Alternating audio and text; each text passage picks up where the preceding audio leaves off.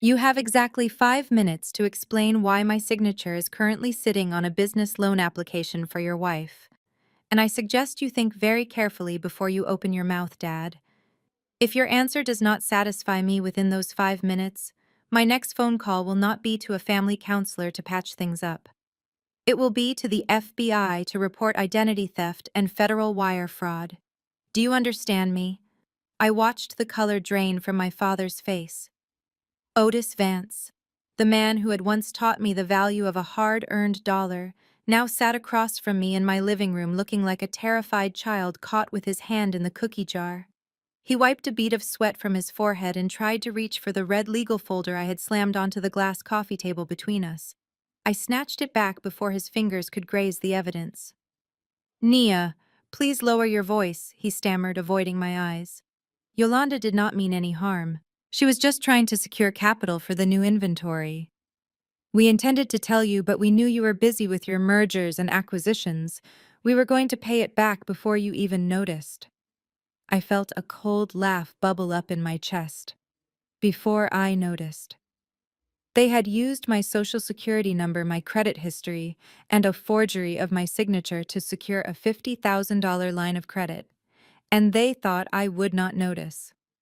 This was the moment I realized that to them, I was no longer a daughter. I was simply a resource to be harvested. My name is Nia Vance. I am 32 years old, and I make my living managing high-stakes financial portfolios for the wealthiest families in Atlanta. I can spot a bad investment from a mile away. But somehow I missed the fact that the worst liability in my life was sitting right at my dinner table.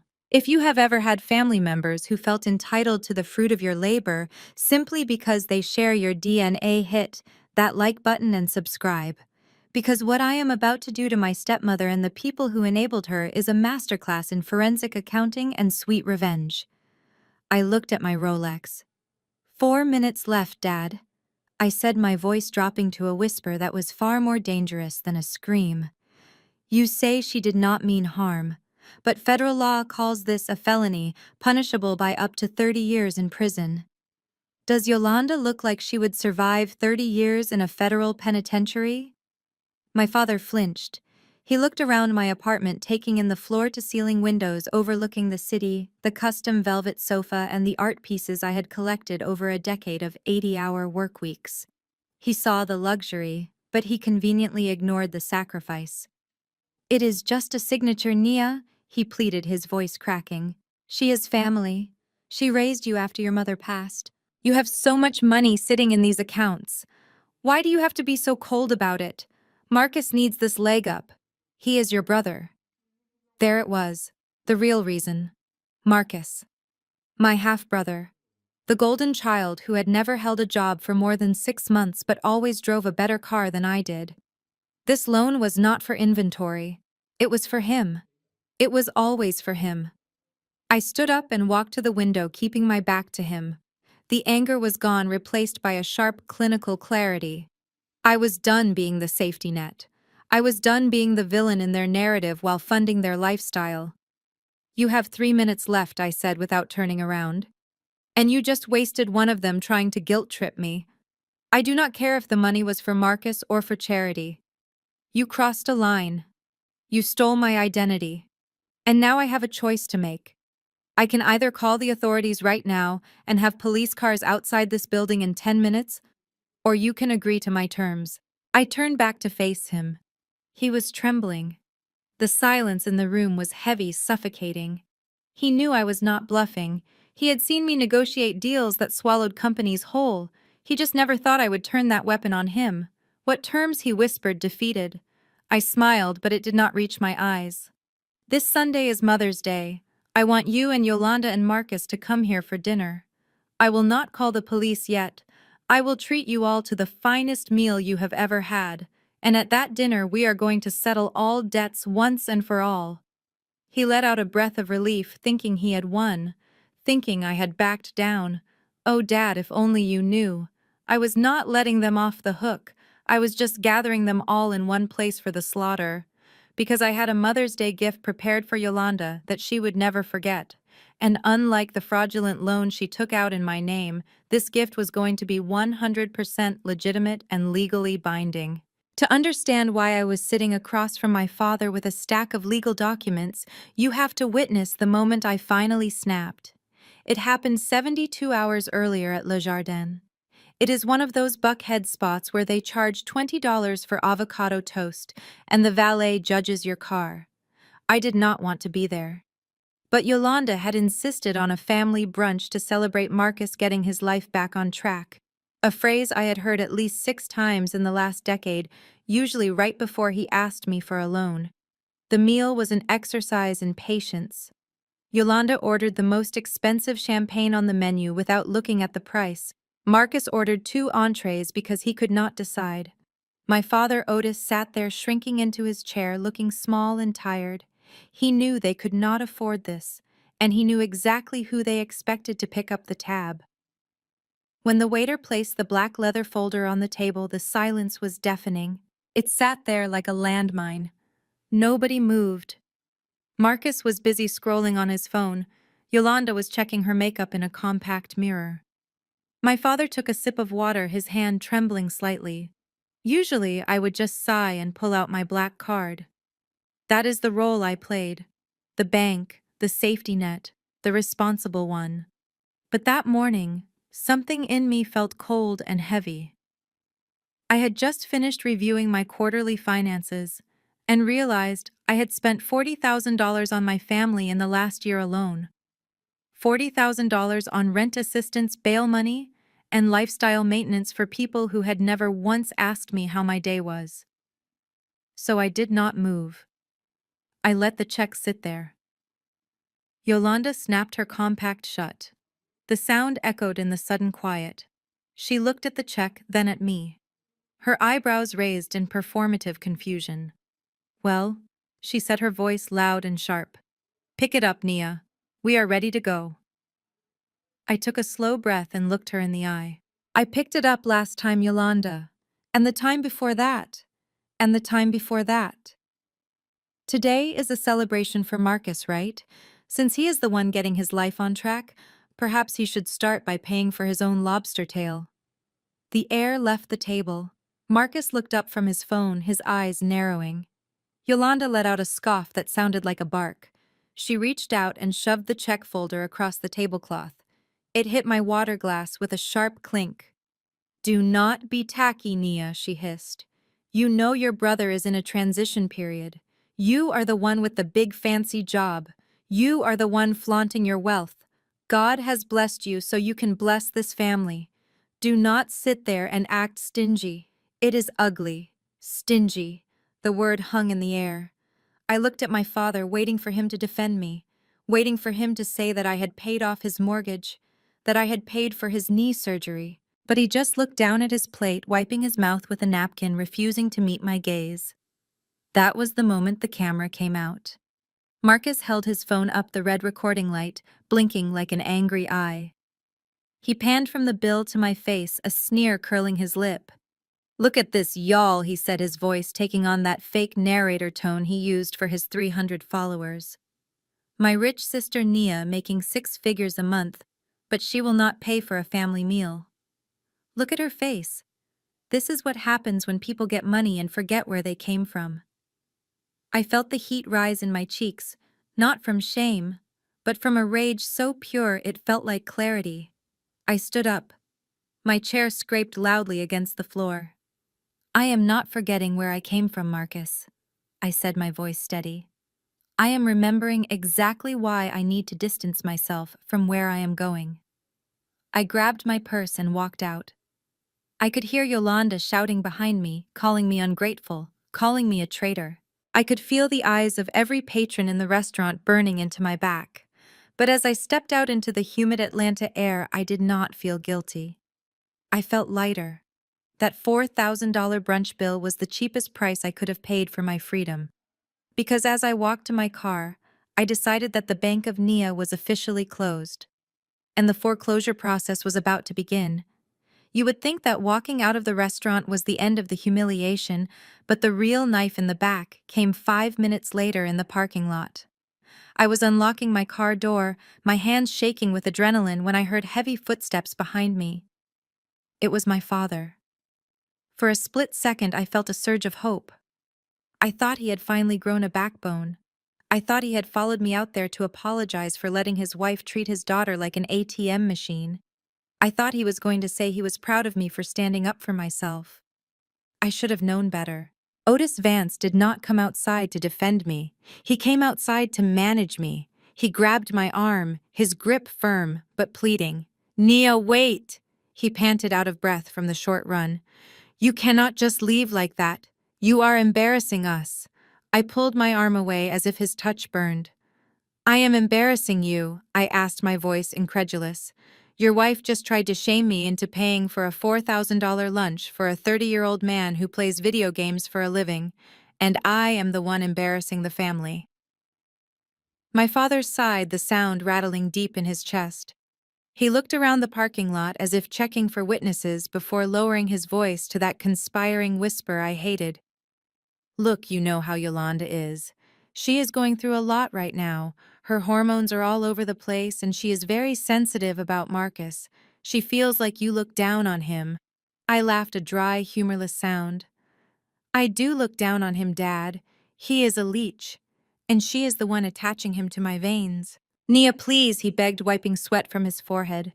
"Just go back in there, pay the bill and apologize. Do it for me. I have to live with her. If you leave now, she is going to make my life a living hell for weeks. Just be the bigger person. You can afford it. It is just money to you. Just money." Those two words echoed in my head, bouncing off the luxury cars parked around us. Just money. He had no idea. He did not see the 80-hour weeks. He did not see the stress-induced migraines. He did not see the sacrifices I made to build a life where I did not have to worry about the power getting cut off like we did when I was a child. To him, my success was just a bottomless well that he could draw from whenever the peace in his house was threatened. I looked at him, really looked at him for the first time in years. I saw a weak man. A man who would rather sacrifice his daughter's dignity than endure an uncomfortable conversation with his wife. "I am done being the bigger person, Dad," I told him, my voice cold and final. "Being the bigger person just means standing still while you all take bigger chunks out of me. I paid for your knee surgery last year out of pocket because Yolanda spent the insurance money on a cruise. I gave you $50,000 to fix the roof, and somehow that money turned into a new sound system for Marcus. I have been the bigger person my whole life, and look where it got me. Standing in a parking lot being told to apologize for being abused." He flinched as if I had slapped him. But he did not deny it. He just looked at his shoes, defeated. "Go back inside, Dad," I said, opening my car door. "Go pay for the champagne your wife ordered, and if you cannot afford it, maybe Marcus can wash dishes." I drove away, leaving him standing there. But as I look at him now, sitting on my velvet sofa, twisting his hat in his hands, I realize that the man in the parking lot never really left. He is still here, trying to smooth things over, trying to ask me to understand. But the bank is closed, and the time for understanding is over. Now it is time for accounting. But the disrespect did not end with my father in the parking lot. There was one more voice that chimed in that day, one that makes my blood boil just thinking about it. Caleb, my sister Zora's husband. A man who has not held a steady job since the Obama administration, but somehow always has an opinion on how I should spend my bonus checks. You have to picture this. Caleb is white. And usually I do not care about who loves who, but watching this Caucasian man sit at a table full of black folks and lecture me about our culture was a level of irony I was not prepared for. While Yolanda was shouting and Marcus was filming, Caleb sat there leaning back in his chair, swirling his third mimosa with a look of smug superiority. He waited for a lull in the screaming to deliver his sermon. As I was gathering my things to leave the table before my father followed me out, Caleb decided it was his moment to play peacemaker. He cleared his throat and adjusted his glasses, looking at me with those condescending eyes that he thinks convey wisdom, but actually just convey unemployment. "Nia," he said, his voice dripping with faux concern and unearned confidence, You have to understand that in the African American community, family is the bedrock. It is about the village. It is about lifting each other up. When one of us makes it, we all make it. That is the beauty of the culture. You cannot just apply these cold corporate American values to your own kin. It is culturally insensitive to turn your back on Marcus. You are breaking the circle. I froze. I actually stopped putting my wallet in my purse and looked at him. The sheer audacity. The room seemed to tilt on its axis. Here was a man whose contribution to the village was draining my sister's savings account to fund his failed crypto trading career. A man who lived in a house my grandmother paid for, driving a car my sister bought, wearing a watch that I gave him for Christmas. And he was sitting there lecturing me, a black woman who has had to work twice as hard to get half as far, about what it means to support family. He was weaponizing my own heritage against me, using buzzwords he probably picked up from a podcast to shame me into submission. He was not defending the culture. He was defending his right to be a parasite.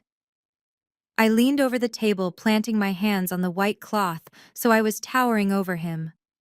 The low angle meant he had to crane his neck to look up at me, reducing him to the size of a child. "Caleb," I said, my voice quiet, but sharp enough to cut glass. "Do not ever lecture me about my culture.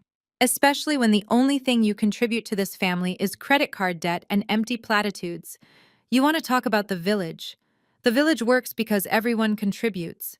The village works because we protect each other, not exploit each other." He tried to interrupt, but I raised a finger, silencing him. "I fund 3 scholarships for students in this city, Caleb. I invest in Black-owned businesses. I pay property taxes on the house you are sleeping in for free. That is supporting the village. What you are doing is called freeloading. So unless you want to discuss why Zora had to take a second shift to cover your bad investments, I suggest you keep your cultural anthropology lessons to yourself and focus on finding a job." Caleb turned a shade of red that clashed violently with his pastel polo shirt. He snapped his mouth shut and looked down at his plate, shrinking just like my father would later do in the parking lot. But unlike my father, Caleb was not shrinking from shame. He was shrinking from fear. He knew that I knew his secrets. He knew I was the one who helped Zora balance the books every month. And he knew that if I decided to open my mouth about where the money was really going, his free ride would be over. That was the mistake they all made. They thought because I was quiet, I was blind. They thought because I paid the bills, I was a fool. But standing over Caleb, watching him crumble under the weight of the truth, I realized something important. This was not just about Yolanda and Marcus. The rot in this family went deep. And if I was going to cut it out, I would need a scalpel sharp enough to sever every single toxic tie, even the ones connected by marriage. I walked out of that restaurant vibrating with rage, but also with a plan forming in the back of my mind. They wanted a village. Fine. I was about to burn theirs to the ground. I returned to my penthouse apartment, still vibrating with the energy of the confrontation. I poured myself a glass of water and tried to decompress, standing by the floor-to-ceiling windows that overlooked the Atlanta skyline. I told myself I was done. I told myself I would block their numbers and move on with my life. But the universe has a funny way of escalating things when you are trying to find peace. That was when my phone lit up on the marble kitchen island. It was not a text from my father apologizing. It was not a nasty message from Yolanda. It was a push notification from my identity theft protection service. The banner across the screen read, "Urgent. New account opened." I felt a cold drop in my stomach. I unlocked my laptop and my fingers flew across the keyboard. I logged into the secure portal, my heart rate picking up speed. I expected to see maybe a small inquiry or perhaps a mistake, but what I saw made the room spin. There was a hard inquiry on my credit report from a dealership in Decatur. It was dated yesterday. And right below it was a new active installment loan. $72,000. I clicked on the details, my hand shaking slightly on the trackpad. A Ford F-150, Platinum Edition. The kind of truck Marcus had been posting about on Instagram for months. The kind of truck he could never afford with his credit score, which was lower than his temperature. But the name on the loan was not Marcus Vance. It was Nia Vance. They had used my social security number, the number I had trusted my father with years ago for an emergency medical form when I was in college. They had kept it, and now they had weaponized it. I sat back in my chair. The silence in the apartment was heavy. This was no longer a dispute about a brunch bill. This was no longer about them being ungrateful or manipulative. This was a felony. Identity theft, wire fraud, false impersonation. They had crossed the line from toxic family dynamics into criminal activity. I navigated to the document repository section of the credit site. I downloaded the preliminary loan documents. I stared at the digital signature at the bottom of the contract. It was a clumsy forgery of my own hand. A child could have spotted the difference, but the finance manager at the dealership clearly did not care, as long as the credit score was over 800. I looked at the date stamp. They must have signed these papers while I was at work yesterday. While I was grinding to build my future, they were sitting in a dealership office stealing it. A strange calm washed over me. The hurt was gone. The disappointment was gone. All that was left was the cold, hard resolve of a financial auditor finding embezzlement. I hit print. The sound of the printer rhythmically spitting out the pages sounded like a gavel banging in a courtroom. I organized them into a bright red legal folder. They wanted to treat me like a bank. Fine. They were about to learn what happens when you rob one. I was not just a sister anymore. I was the prosecution, and I had all the evidence I needed to put my own brother behind bars. I stared at the fraudulent loan documents on my screen and felt a strange transformation taking place. The hurt little girl who just wanted her father's approval evaporated. In her place stood the woman corporate Atlanta feared. My name is Nia Vance. I am 32 years old, and I am a senior debt restructuring specialist for one of the largest private equity firms in the South. Do you know what that means? It means when a Fortune 500 company is bleeding money due to corruption or mismanagement, they call me. I am the surgeon who cuts out the rot. I track down hidden assets in the Cayman Islands. I unravel complex shell companies designed to evade taxes. I have made grown men cry in boardrooms simply by sliding a highlighted spreadsheet across a mahogany table. My family sees the designer bags and the penthouse view, and they think I am just lucky. They think money just falls into my lap. They have no idea that my brain is wired to see patterns in numbers that others miss. They have no idea that I can look at a bank statement and tell you exactly where you were at 2 in the morning 3 weeks ago. And that is their fatal mistake. Yolanda, Marcus, and Caleb did not just steal from a family member, they stole from a forensic accountant. They forged the signature of a woman who reads fine print for sport. They took out a loan in the name of someone who knows exactly how to legally dismantle a debtor life piece by piece until there is nothing left but regret. If they had stolen from anyone else, they might have gotten away with it. They might have gotten a slap on the wrist. But they stole from me. And in my line of work, we do not just ask for our money back. We liquidate assets, we garnish wages, we seize collateral, and we ensure that the credit score of the perpetrator never recovers. I poured myself a glass of vintage Cabernet and sat back on my sofa looking directly at you. Yes, you. The person watching this who has been told to keep the peace. The person who has been told that family is everything even when that family is toxic. The person who has been guilted into setting themselves on fire to keep others warm. I see you. I am about to show you exactly how I turn the tables. I am not going to scream. I am not going to fight. I am going to use the legal system and financial leverage to execute the most precise and devastating revenge you have ever seen. If you have ever wanted to see a toxic relative get served a slice of humble pie with a side of legal consequences, hit that like button right now. Subscribe to this channel if you believe that boundaries are necessary for survival. And let me know in the comments below if you have ever had to cut off a family member to save your own future. Grab your popcorn and maybe a notepad because class is in session. What I am about to do to my stepmother is not just revenge, it is a hostile takeover. And unlike the loan they took out in my name, the interest on this payback is going to be 100%. I drove straight to my father's house in a fugue state. My hands gripped the steering wheel so tight my knuckles turned white. I had the red folder on the passenger seat beside me. Inside were the loan documents, the credit report, and the undeniable proof that my stepmother and brother had committed a federal crime against me. I was naive enough to think that once I showed my father the black and white evidence, he would finally wake up. I thought he would be horrified. I thought he would protect me. I parked in the driveway of the house I had helped him refinance 3 years ago. I marched to the front door and keyed myself in. They were in the kitchen. The smell of fried chicken and resentment hung in the air. Yolanda was at the stove and my father was sitting at the island reading the paper. I did not say hello. I slammed the folder down on the granite countertop with a sound like a gunshot. "Explain this," I demanded, my voice trembling with rage.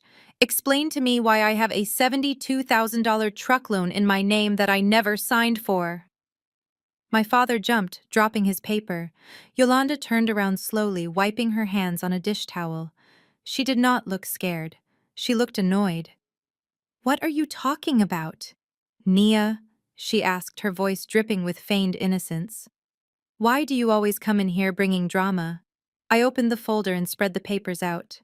"This is not drama, Yolanda. This is a credit report. Look at the date. Look at the signature. It is a forgery. You used my social security number to buy Marcus a truck." Yolanda walked over and glanced at the papers.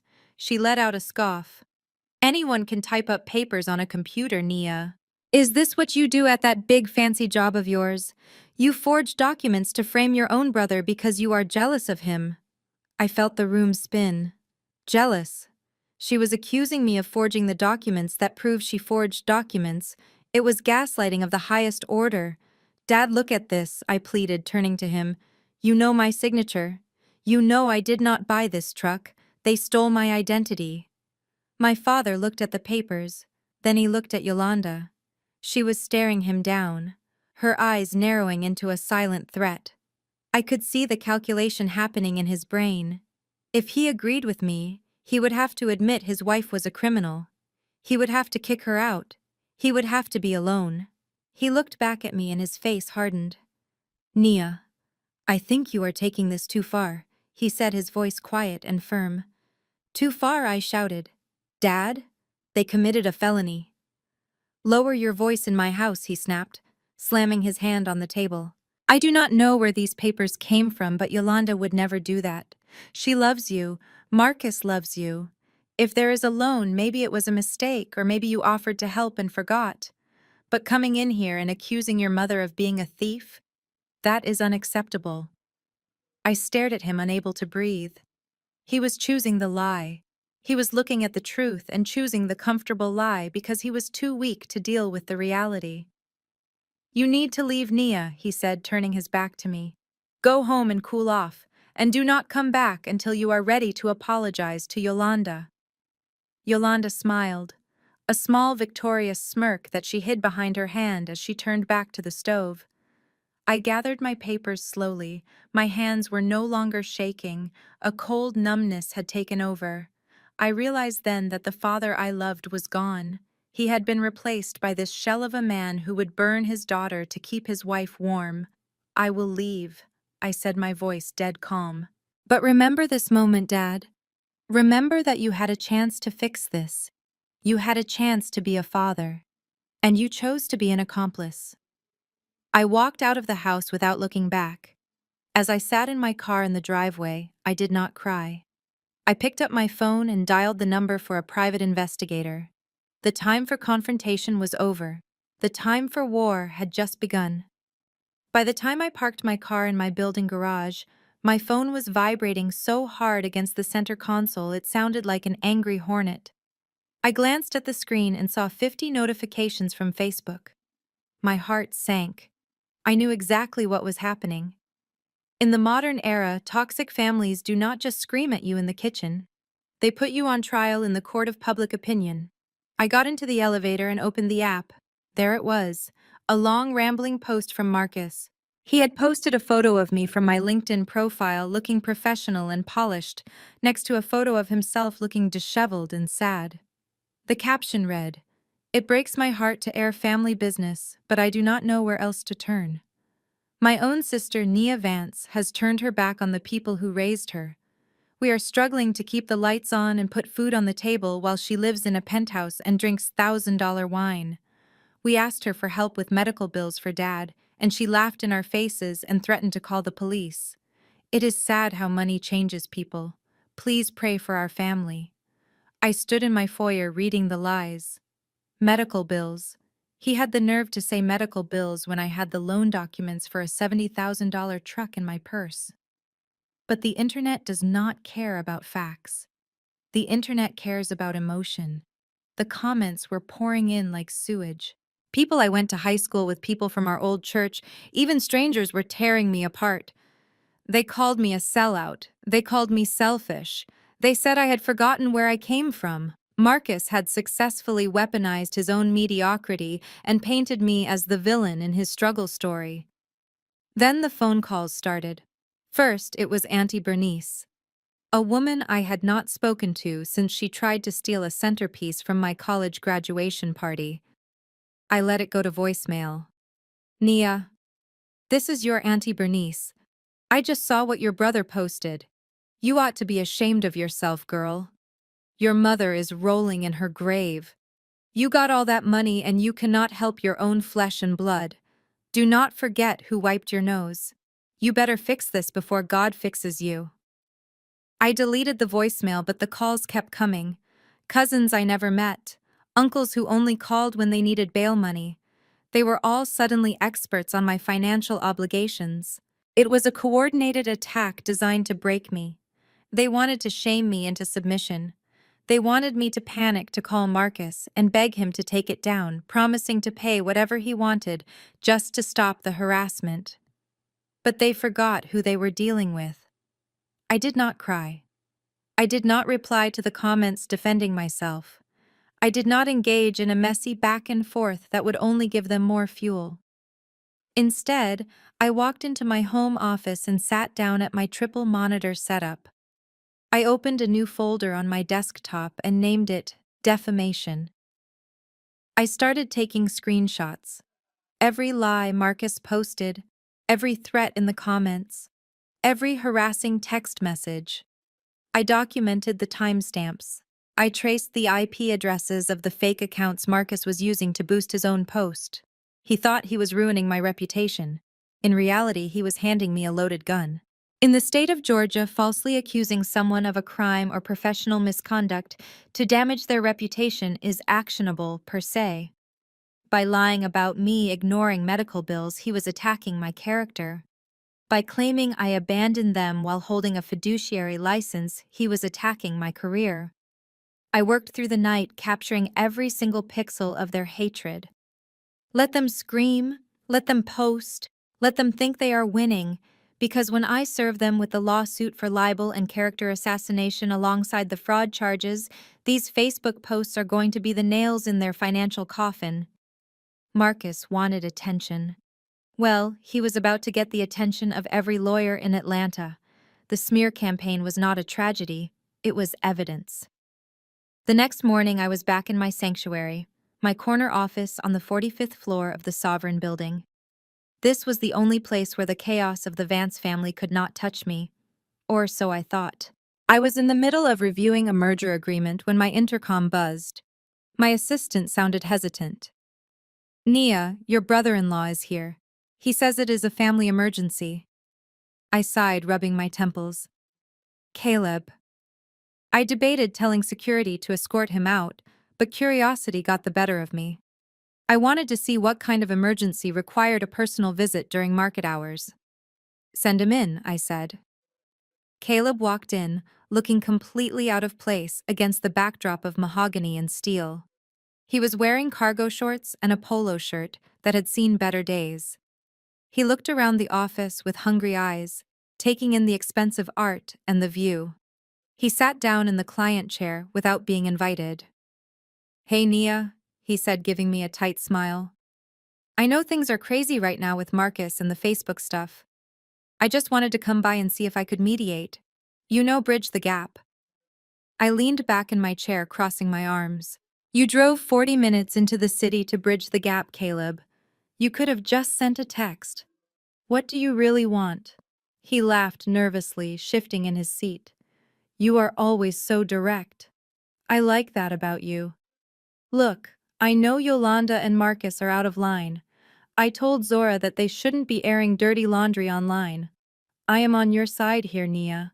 I really am. I waited. I knew there was a but coming. But he continued, leaning forward. Since I am helping to smooth things over, I was hoping you could help me out with a small situation. I have this investment opportunity. It is a new cryptocurrency. My buddy says it is going to the moon by next week. I just need a little capital to get in on the ground floor. 10,000. I can double it and pay you back by Friday. I stared at him. The silence stretched out until he started fidgeting. The audacity was breathtaking. My stepmother had stolen my identity. My brother was destroying my reputation online. And here was my brother-in-law, the man who had lectured me about cultural obligations 2 days ago, asking me to fund his gambling addiction. Get out, I said, my voice low and dangerous. Caleb blinked. What? Come on, Nia. It is a loan. I will sign a paper. I stood up and walked to the door, holding it open.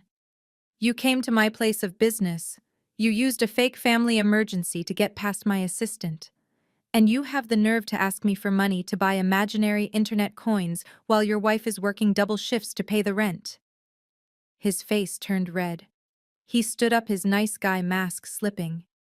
You know this is why they hate you. You sit up here in your ivory tower and think you are better than everyone. You are cold, Nia. You are going to die alone with your money. I smiled. I would rather die alone with my money than live together with your debt. Security is on the way, Caleb. I suggest you leave before they ban you from the building permanently. He stormed out, muttering curses under his breath. I watched him go, feeling a strange sense of satisfaction. They were desperate. They were attacking me from all sides, but they were also revealing their weaknesses. Caleb was greedy and broke. Marcus was reckless. Yolanda was arrogant. I closed the door and went back to my desk. I picked up my phone and dialed the number for my private investigator. I had a new target to add to the list.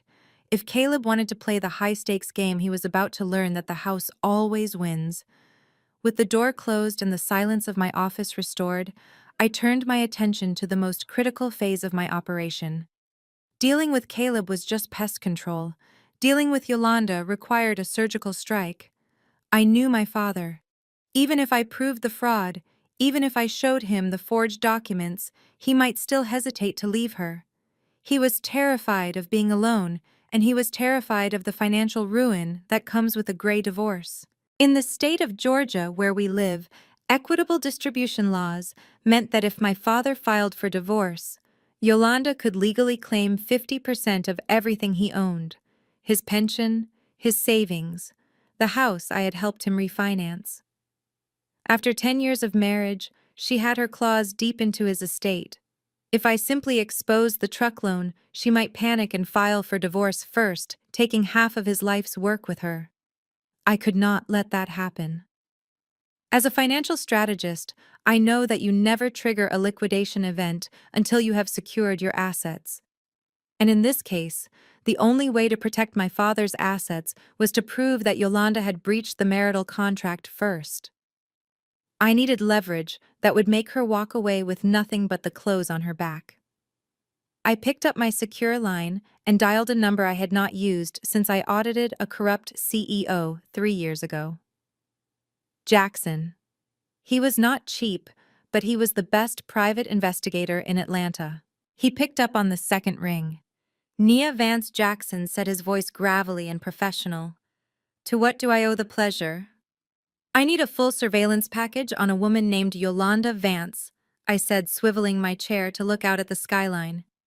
She is 55 years old, lives in Decatur, drives a white Lexus that my father pays for. What are we looking for? Jackson asked. Hidden assets, gambling debts.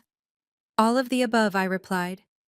But specifically, I need proof of infidelity. I heard the scratching of a pen on paper. Do you have a lead? I pulled up Yolanda's credit card statements on my second monitor. I had gained access to them when I started digging into the identity theft. I highlighted a recurring charge. She spends $300 a week at a boutique gym in Buckhead called Iron Sculpt, I said. But according to her social media, she never posts workout photos. And these charges always happen on Tuesday and Thursday nights when my father is at his bridge club. I want you to find out exactly what kind of exercise she is doing and who she is doing it with. Consider it done, Jackson said. If she is stepping out, I will get it in 4K resolution. I authorized the retainer fee immediately, $5,000. It was a lot of money to spend on a hunch, but I looked at it as an insurance premium. If Jackson found what I suspected he would find, it would save my father hundreds of thousands of dollars in alimony. I hung up the phone and leaned back. This was the difference between me and them. They operated on impulse and greed. They saw a truck and wanted it, so they stole my identity. I operated on strategy. I was not just going to catch them. I was going to dismantle them legally and financially. I was building a case so airtight that by the time I served the main course at Mother's Day dinner, Yolanda would not just be divorced. She would be destitute. The trap was set. Now all I had to do was wait for the rat to take the cheese. It took Jackson exactly 48 hours to deliver the goods. I was sitting in my home office sipping chamomile tea and trying to lower my blood pressure after a long day of reviewing distressed assets when my secure email pinged. The subject line was short and professional. Project Y surveillance results. My hand hovered over the mouse. I knew what I was hoping to find, but a small part of me, the part that still remembered the day my father married Yolanda, was hoping I was wrong. I was hoping she was just a shopaholic or a liar, not a cheater. My father worshipped the ground she walked on. He defended her against his own children. He compromised his financial future to keep her happy. If she was stepping out on him, it would not just break his heart, it would shatter his reality. I clicked open. The first attachment was a time-stamped log of her movements. Tuesday night, 7 p.m. She left the house in the white Lexus, but she did not go to Iron Sculpt in Buckhead. She drove 20 minutes in the opposite direction to a budget motel on the outskirts of town called the Starlight. I opened the folder labeled Photos. Jackson earned every penny of his fee. The images were crystal clear, shot with a long-range telephoto lens. There was Yolanda stepping out of her car, checking her reflection in the side mirror. She looked excited, nervous like a teenager sneaking out. And then the door to room 104 opened. I gasped aloud in the empty room. I recognized him immediately. It was not a stranger. It was DeAndre, the 20-something personal trainer she had introduced to us at the 4th of July barbecue 2 months ago. She had told my father he was her distant cousin from Macon who had just moved to the city. My father had welcomed him. He had grilled ribs for him. He had shaken his hand and told him that family is always welcome here. I clicked through the rest of the photos. Yolanda kissing DeAndre in the doorway. Yolanda handing him a thick envelope, which I assumed contained cash. My father's cash. The cash I had given my father for home repairs. The nausea rose in my throat, but I swallowed it down, forcing myself to think like a strategist. This was not just a betrayal. This was the golden ticket. In the state of Georgia, adultery is one of the few grounds that can bar a spouse from receiving alimony. If I could prove that the affair was the cause of the separation, Yolanda would not get a dime of ongoing support. I saved the files to 3 different hard drives and a cloud server. I looked at the photo of Yolanda laughing with her lover, her hand resting possessively on his chest. She looked so confident, so untouchable. She had no idea that the lens of justice had already captured her. She thought she was playing my father for a fool, but she had just handed me the weapon that would leave her homeless. The first pillar of her defense had just crumbled. Now it was time to move on to Marcus. With Yolanda's coffin nailed shut by the photos of her infidelity, I turned my attention to the second parasite in the family ecosystem, Marcus. My brother had always been reckless, but as I dug into the supplementary financial reports Jackson had sent over, I realized that the truck loan was just the tip of the iceberg. It was the desperate move of a drowning man. I pulled up Marcus's bank statements. To the untrained eye, they looked like the chaotic spending of a man with no impulse control. Fast food, liquor stores, gas stations. But I look for patterns. And there it was. A recurring cash withdrawal of $500 every Monday and Thursday. And then there were the peer-to-peer transfers. Venmo payments to a user named Easy Money Sniper, followed by frantic request notes begging for more time. I cross-referenced the dates with the local sports schedule. Every time the Atlanta Falcons lost, Marcus withdrew cash. Every time the Hawks played an away game, the transfers spiked. My brother was not just unemployed, he was a degenerate gambler, and he was losing bad. I picked up the phone and called Jackson back.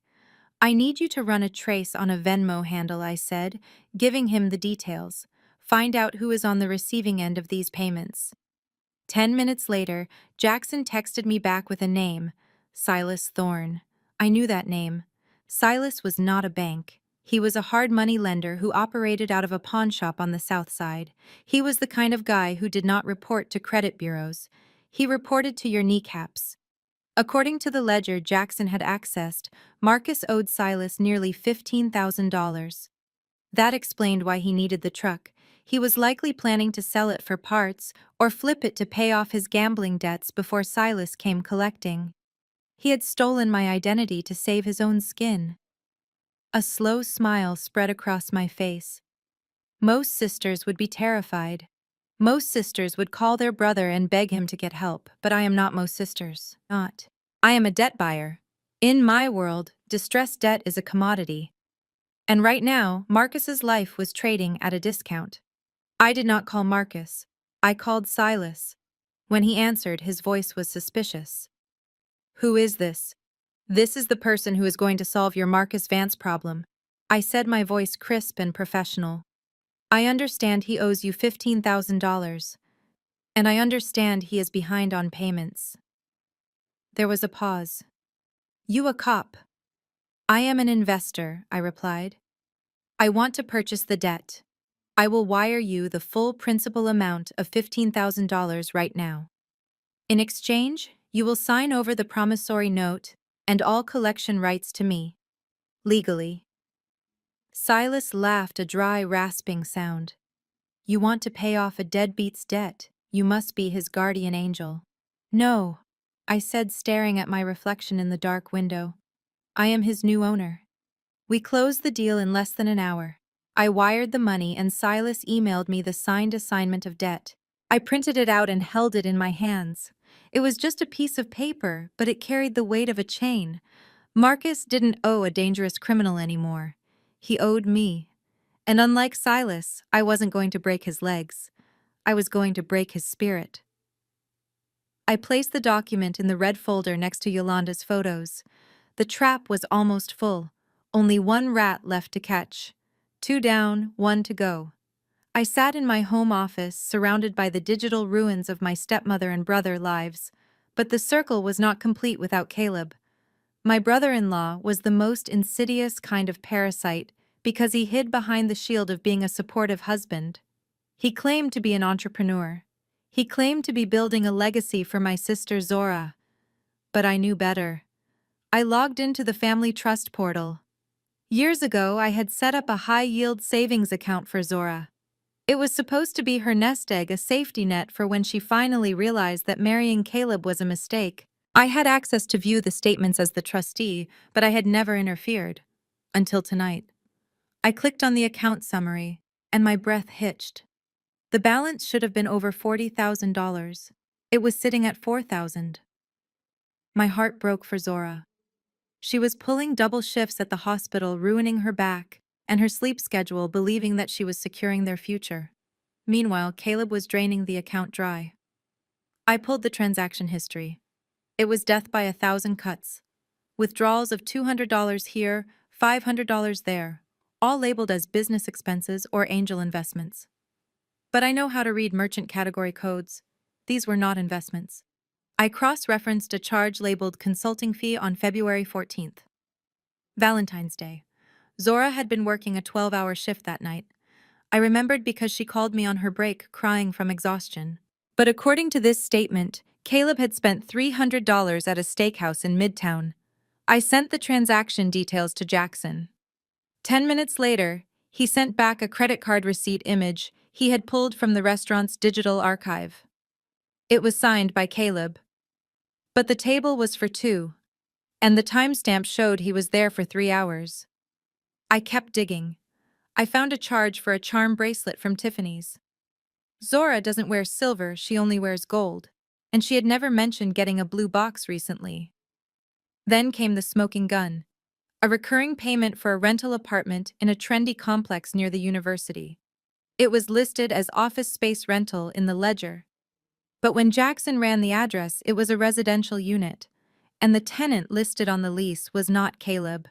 It was a 22-year-old graduate student named Amber. The rage I felt was different from what I felt for Yolanda or Marcus. This was personal.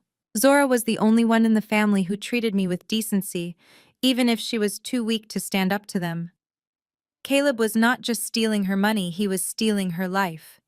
He was using her sweat and tears to play sugar daddy to a college student while lecturing me about family values. I printed the bank statements, the receipt from the steakhouse, and the lease agreement for the love nest. I clipped them together with a photo Jackson had snagged of Caleb and Amber walking hand in hand out of the apartment. I placed the file on top of the others.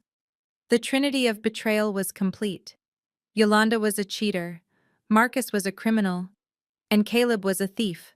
They were all guilty, and they were all coming to dinner on Sunday. I closed the folder and turned off the lights. The investigation was over.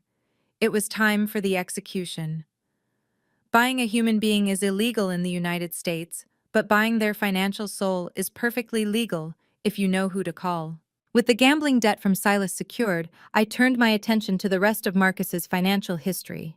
I pulled up his credit report again and focused on the section labeled Charged Off Accounts. These are the debts that banks have given up on. The credit card bills he never paid. The personal loans he defaulted on 3 years ago. To a bank, these accounts are trash. Dead weight on their balance sheet. But to me, they were ammunition.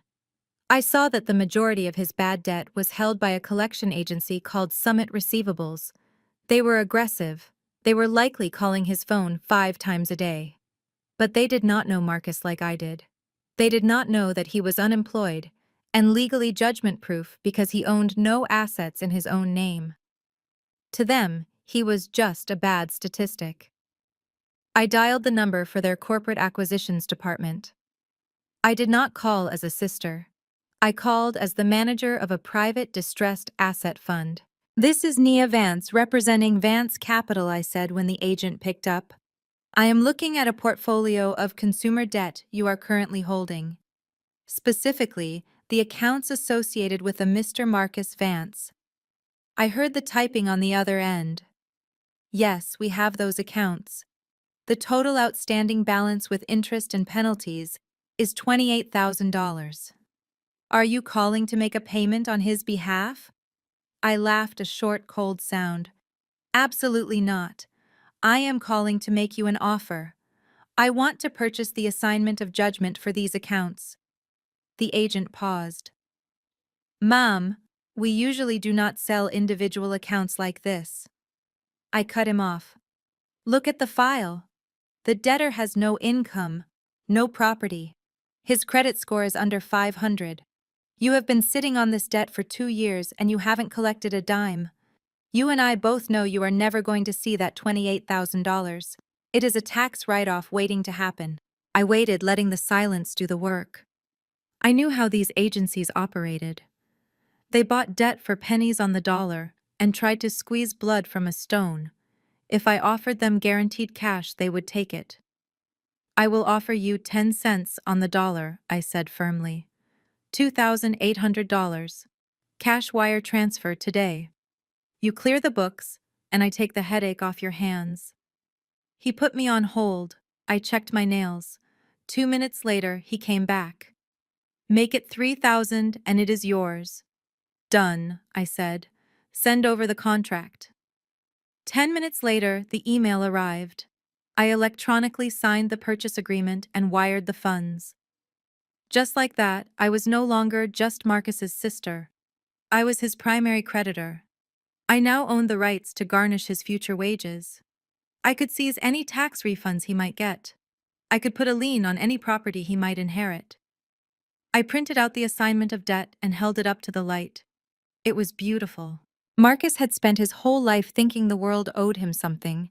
He thought he could walk away from his obligations without consequences. He did not realize that while he was playing checkers, I was playing chess. I had bought his freedom for $3,000. And when he walked into my house for dinner on Sunday, he was going to find out that the interest rate on betraying me was about to skyrocket. The financial trap was set, and it was legally watertight. Now all I had to do was get the mice to come to the cheese. I sat on my living room floor, surrounded by the red legal folders. To anyone else, it might have looked like I was preparing for a tax audit, but to me, it looked like a loaded weapon. I had the evidence of Yolanda's affair. I had the assignment of debt for Marcus. I had the proof of Caleb's embezzlement. The chamber was full.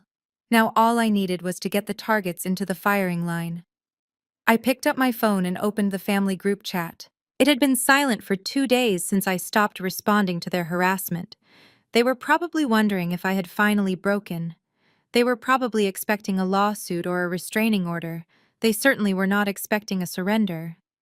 I took a deep breath and typed out the message I had rehearsed in my head a dozen times. It had to sound beaten. It had to sound like the plea of a daughter desperate for her father's approval. "Hey everyone!" I typed. I have been doing a lot of thinking over the last few days. The online comments and the silence really got to me. I realized that family is more important than money, and I hate that we are fighting like this. I want to make things right. Please come to my apartment this Sunday for Mother's Day dinner. I have prepared special gifts for everyone to show you how much I appreciate you. I think you will be very happy with what I have decided to do regarding the truck and the loans. I hesitated for a split second before hitting send. Was it too thick? Would they smell the trap? Then I remembered who I was dealing with. Narcissists do not suspect traps because they believe they are entitled to everything. They believe the world revolves around them. I hit send. I watched the screen. 1 second, 2 seconds. The read receipts popped up instantly. Yolanda, Marcus, Caleb, Dad. They were all glued to their phones, probably waiting for me to crack. The typing bubbles appeared immediately. It was like a race to see who could claim the victory first. Yolanda was the first to reply. "I am glad you finally came to your senses, Nia. We are a family and we forgive you. We will be there at 6. Make sure you order that catering from the place I like." Then came Marcus. "Does this mean I get to keep the truck, sis?" I replied. "We will discuss all the financial details on Sunday. I have a big surprise for you." Caleb chimed in. "Proud of you, Nia. Takes a big person to admit they were wrong. Looking forward to the good news." My father sent a simple thumbs-up emoji, followed by a text. "I knew you would do the right thing. Love you." I put the phone down and let out a laugh that echoed off the empty walls of my penthouse. The right thing. He thought the right thing was me rolling over and letting them drain me dry. He had no idea that the right thing was actually justice. They had taken the bait hook, line, and sinker. They were not coming for dinner. They were coming for the payout. They thought they were walking into a victory lap where I would hand over checks and apologize for being selfish. They were already spending the money in their heads. Yolanda was probably booking a vacation. Marcus was probably picking out rims for the truck. Caleb was probably planning his next date with his mistress. I stood up and walked to the window, looking out at the city lights. "Enjoy the fantasy for a few more days," I whispered to the glass. "Because on Sunday, reality is going to hit you like a freight train." The trap was set, the players were in motion, and I was ready to close the deal. The audacity of the woman was breathtaking. Less than an hour after I sent the message inviting them to dinner, Yolanda did not just accept the olive branch, she tried to beat me with it. My phone pinged with a new notification. It was a shared note from Yolanda titled Mother's Day Wishlist. I opened it expecting maybe a spa day or a nice piece of jewelry. What I saw made me laugh out loud in the quiet of my office. It was not a wish list. It was a ransom note. Item number 1 was a Chanel Classic flat bag in black caviar leather. Retail price $10,000. She had even included a link to the specific boutique in Buckhead to make sure I did not buy the wrong size. Item number 2 was a first-class trip to the Maldives for her and my father. 7 nights in an overwater bungalow. She noted that they needed a break to heal from the trauma I had caused the family. I sat there staring at the screen. She was shaking me down. She genuinely believed that I was so desperate for her approval that I would spend $30,000 just to get her to stop bad-mouthing me on Facebook. She thought she had broken me. She thought the Bank of Nia was back open for business and she was ready to make a withdrawal. I could have ignored it. I could have told her she was delusional. But a strategist knows that when your enemy is making a mistake, you do not interrupt them. You encourage them. You let them get comfortable. You let them think they are safe. I opened our text thread. I saw the list, Yolanda. I typed, my fingers flying across the glass screen. You have excellent taste. I think a vacation is exactly what you and Dad need. I will have the itinerary printed out for you on Sunday, and I will make sure there is a special black box waiting for you at the table. The reply came instantly. 3 heart emojis and a prayer hand emoji. Thank you, Nia. I knew you would do the right thing. God loves a cheerful giver. I almost threw up in my mouth. A cheerful giver. I was about to give her something all right, but it wasn't a handbag. Then the floodgates opened. Once Marcus saw that I had agreed to Yolanda's demands, he circled back about the truck. So the truck is mine, right? He texted. I need to know so I can order these custom rims. I replied instantly. The truck is handled, Marcus. Bring the paperwork you have and we will finalize everything on Sunday. Then came Caleb. Hey, Nia, glad we are moving past this. About that crypto opportunity, the window is closing soon. If you could bring a check on Sunday, that would be huge for the family portfolio. I did not even hesitate. I will have a check ready for you, Caleb, I texted back. I put my phone down on the coffee table. It was done. I had promised them the world. I had promised them luxury handbags, exotic vacations, custom trucks, and investment capital. I had promised them everything they ever wanted. And technically I wasn't lying. I was going to give them exactly what they deserved. Yolanda was getting a trip, but it wasn't to the Maldives. It was a trip to reality. Marcus was getting the truck paperwork, but it was a repossession order. And Caleb was getting a check, but it was going to be a reality check. They were going to walk into my house on Sunday expecting a coronation. They were going to leave with nothing but the clothes on their backs and a lifetime of regret. I picked up my wine glass and toasted the empty room. To cheerful giving, I whispered. Because I was going to enjoy giving them this lesson more than anything I had ever bought in my life. The trap was not just set, it was baited with gold, and they had swallowed it whole. Sunday morning arrived with a sky as gray as steel, which felt entirely appropriate for what I was about to do. I woke up at 6, feeling a strange sense of calm. Today was the day. The day I stopped being a victim and started being the executioner. But before the caterers arrived with the lobster tails and the vintage champagne, I had a much more important delivery scheduled. At 9 sharp, the buzzer to my penthouse rang. It was not the florist. It was the muscle. I opened the door to find 3 men standing in the hallway. They were built like linebackers, but dressed like Secret Service agents. Black suits, crisp white shirts, and earpieces that vanished into their collars. Leading them was Tyrell, the head of the executive protection firm I had retained. I had worked with Tyrell before during a particularly hostile corporate takeover where a former CEO threatened to burn down the building. He was expensive, silent, and effective. Good morning, Ms. Vance, Tyrell said, stepping inside and scanning the room with professional paranoia. We are here to secure the perimeter. I walked him through the layout of the apartment. I showed him the dining room where the massacre would take place. I showed him the study which had a direct line of sight to the table but was shielded by frosted glass doors. I need your team to stay in the study, I instructed. I want you invisible. They need to believe that we are alone. They need to feel comfortable enough to reveal their true colors. If they see security, they will put their masks back on. I want them unmasked. Tyrell nodded. What are the rules of engagement? I straightened the cuffs of my silk blouse. You do not intervene when the yelling starts. You do not intervene when they start crying.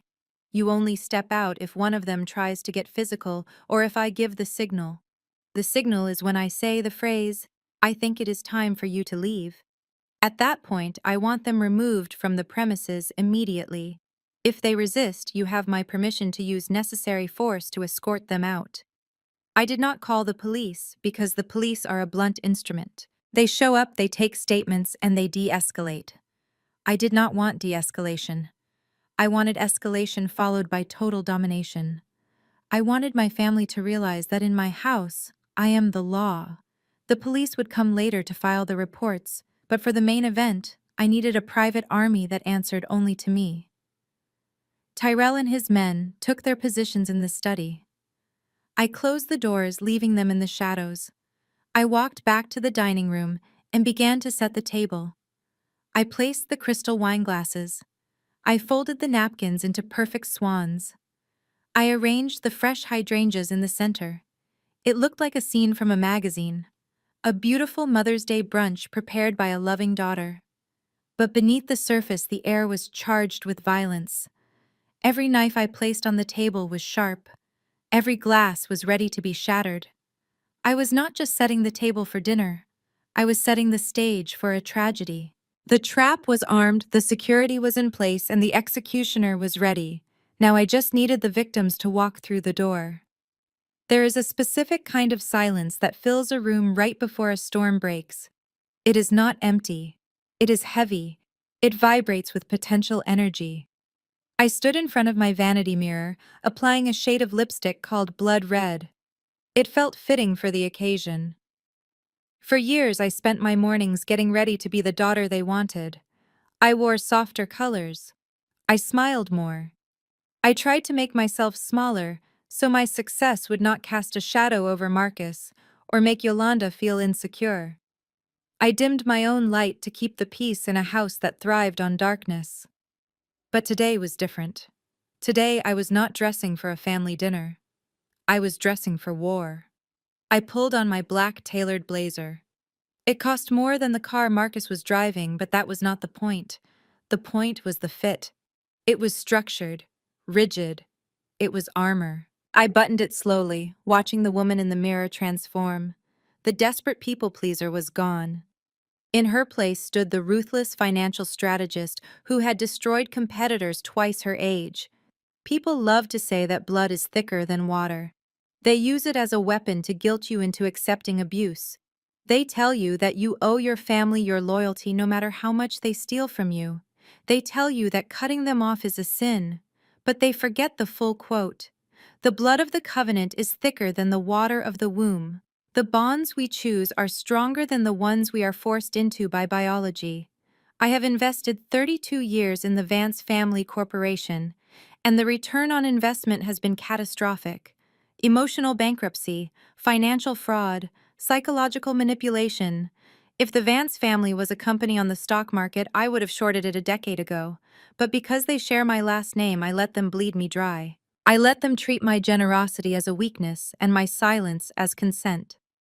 I fastened my diamond studs, the ones I bought for myself when I made partner. They caught the light like cold stars. I looked into my own eyes. I saw sadness there, yes. It is always sad to amputate a limb even when it is gangrenous. But mostly, I saw resolve. I checked my watch. 5:55. In 5 minutes, the elevator would ding. They would walk in expecting checks and apologies. They would walk in expecting the old Nia. The Nia who pays the bills and keeps her mouth shut. They were going to be very disappointed. The bank is closed. The audit is finished. And the liquidation is about to begin. I took one last deep breath, filling my lungs with the expensive air of the home I built with my own 2 hands. I am not losing a family tonight. I am reclaiming my life. The doorbell rang, echoing through the penthouse. It was time. The elevator doors slid open at 6 o'clock on the dot, and the circus finally arrived. Yolanda led the charge. She was wearing a floral dress that was loud enough to wake the dead, and a hat that belonged at the Kentucky Derby. She did not hug me. She breezed past me into the foyer, treating my home like a hotel lobby she was disappointed with. She stopped in the center of the living room and spun around, her eyes scanning the minimalist decor. "Still so much gray, Naya," she sighed, shaking her head. "It feels like a mausoleum in here. You need some life, some color. Maybe after you give us the gifts, I will send you the name of my decorator. She can fix this cold atmosphere for you." I smiled, a tight, razor-sharp smile. "I like the cold, Yolanda. It keeps things preserved." My father followed her in, carrying a bottle of cheap wine. He looked relieved. He hugged me a little too tight, whispering thank you for being reasonable in my ear. He truly believed that I had seen the light. He thought his daughter had finally learned her place. Next came Caleb and my sister Zora. The contrast between them broke my heart. Zora looked exhausted. She had dark circles under her eyes that makeup could not hide, likely from pulling double shifts. Caleb, on the other hand, looked fresh and rested. He walked with a bounce in his step, rubbing his hands together as if he was getting ready to count money. He winked at me. "Good to see you, Nia. Smart move today." But the grand entrance belonged to Marcus. He arrived 5 minutes later, loud and smelling of expensive cologne and weed. And he was not alone. Hanging off his arm was a girl I had never seen before. She was wearing a dress that was little more than a suggestion and chewing gum aggressively. "Yo, sis," Marcus shouted, dropping his keys on my console table. "Sorry we are late. Had to show Destiny the view from the bridge. This is Destiny, by the way." He did not wait for me to greet her. He walked straight to the window and pointed down to the street. "Did you see it parked out front?" he asked, beaming. "The Platinum Edition. It drives like a dream. The seats are heated, the sound system shakes the pavement. I am telling you, Nia, that truck is a beast. Thanks for handling the paperwork on that. You really came through." I walked over and looked down. I could see the white Ford F-150 parked illegally in the loading zone. It was shiny, it was massive, and legally speaking, it was mine. "It looks expensive, Marcus," I said, my voice neutral. "Only the best for the Vance family," he said, wrapping an arm around Destiny. "I told Destiny that my sister is a big shot in finance, but she knows how to take care of her little brother." Destiny popped her gum. "Nice place. Do you have any vodka?" I looked at this room full of people, my stepmother criticizing my home, my brother bragging about the vehicle he stole my identity to buy, my brother-in-law waiting for a handout, my father enabling it all. They were so comfortable, they were so sure of their victory, they had no idea that the security team was standing just 10 feet away behind the frosted glass of my study. "Please, everyone sit down," I said, gesturing to the dining table. "I have prepared a very special menu, and after we eat we will get to the gifts." Yolanda clapped her hands. "I cannot wait. I hope you printed out that itinerary, Nia. I need a vacation more than you know." "Oh, I know, Yolanda," I thought as I pulled out her chair. "You are going on a trip, all right, but you are not going to like the destination." The sound of silverware scraping against fine china usually signals a polite meal, but at my table it sounded like weapons being sharpened. They devoured the lobster thermidor and vintage wine with a greed that was almost impressive. There were no thank yous. There was no conversation about my life or my career. There was only the sound of chewing and the clinking of glasses as they toasted to their own good fortune. Yolanda was already talking about the outfits she planned to wear in the Maldives. She tapped away on her phone, showing my father pictures of swimwear that cost more than his monthly pension check. My father just nodded and drank his wine faster than usual, his eyes darting around the room, as if he was waiting for the other shoe to drop. He knew me better than anyone, but even he was seduced by the promise of peace. Then Marcus did something that made the air in the room freeze. He pushed his half-eaten plate of lobster away, leaned back in his chair, and hoisted his heavy combat boots right onto the edge of my polished mahogany dining table. The mud from his soles left a dark smear on the white linen runner. I watched him, expecting my father to correct him, expecting Yolanda to tell him to have some manners. Instead, Yolanda just laughed. "Look at him," she cooed. "He looks like a king in his castle. You fit right in here, Marcus. Maybe when Nia travels for work, you can come stay here and house sit." Marcus grinned, picking a piece of lobster out of his teeth. "Yeah, I could get used to this. Hey, sis, this wine is okay, but next time get the 18-year-old scotch. Destiny likes the brown liquor." Destiny popped a bubble with her gum and wiped her greasy fingers on the edge of the tablecloth instead of her napkin. I watched the grease stain spread like a disease, but I kept my face perfectly still. That was when Caleb decided to chime in. He had been quiet, mostly focusing on eating as much free food as possible. But now, with a belly full of lobster and a head full of unearned confidence, he decided to offer me some life advice. He swirled his wine glass, looking at me with pity. "You know, Nia, this spread is fantastic. Really top-notch. But you have to admit, this apartment feels a little empty." I raised an eyebrow. "Empty? There are 7 people in here, Caleb." He shook his head, a smug smile playing on his lips. "That is not what I mean. I mean, sure, you have the money, you have the views, you have the career. But what do you really have at the end of the day? You come home to silence. A woman your age should be building a family, not just a portfolio." I glanced at Zora. She was staring at her plate, her face burning with humiliation. She knew exactly what he was doing. He was trying to lower my value to raise his own. Caleb continued, emboldened by my silence. "I mean, look at Zora and me. We might not have millions, but we have love. We have partnership. You can buy all the Chanel bags you want, Nia, but you cannot cuddle with a bank statement at night. You need to stop obsessing over money and find yourself a husband before your looks fade. Maybe if you were a little softer, a little less corporate, you would be happy like us." Happy. I looked at Zora's tired eyes. I looked at the hole in her savings account that he had caused. I looked at the mistress he was funding with her money. I took a slow sip of my wine. "You are right, Caleb," I said, my voice smooth as silk. "A bank statement cannot hug you. But do you know what a bank statement can do? It can tell the truth. It never lies about where it has been. It never cheats. And it certainly never lectures me about happiness while eating food it could not afford to buy." Caleb laughed, thinking I was joking. He raised his glass. "To family, then.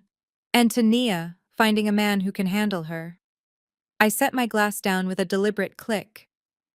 "Actually, Caleb, I think we have done enough talking. You mentioned bank statements and happiness.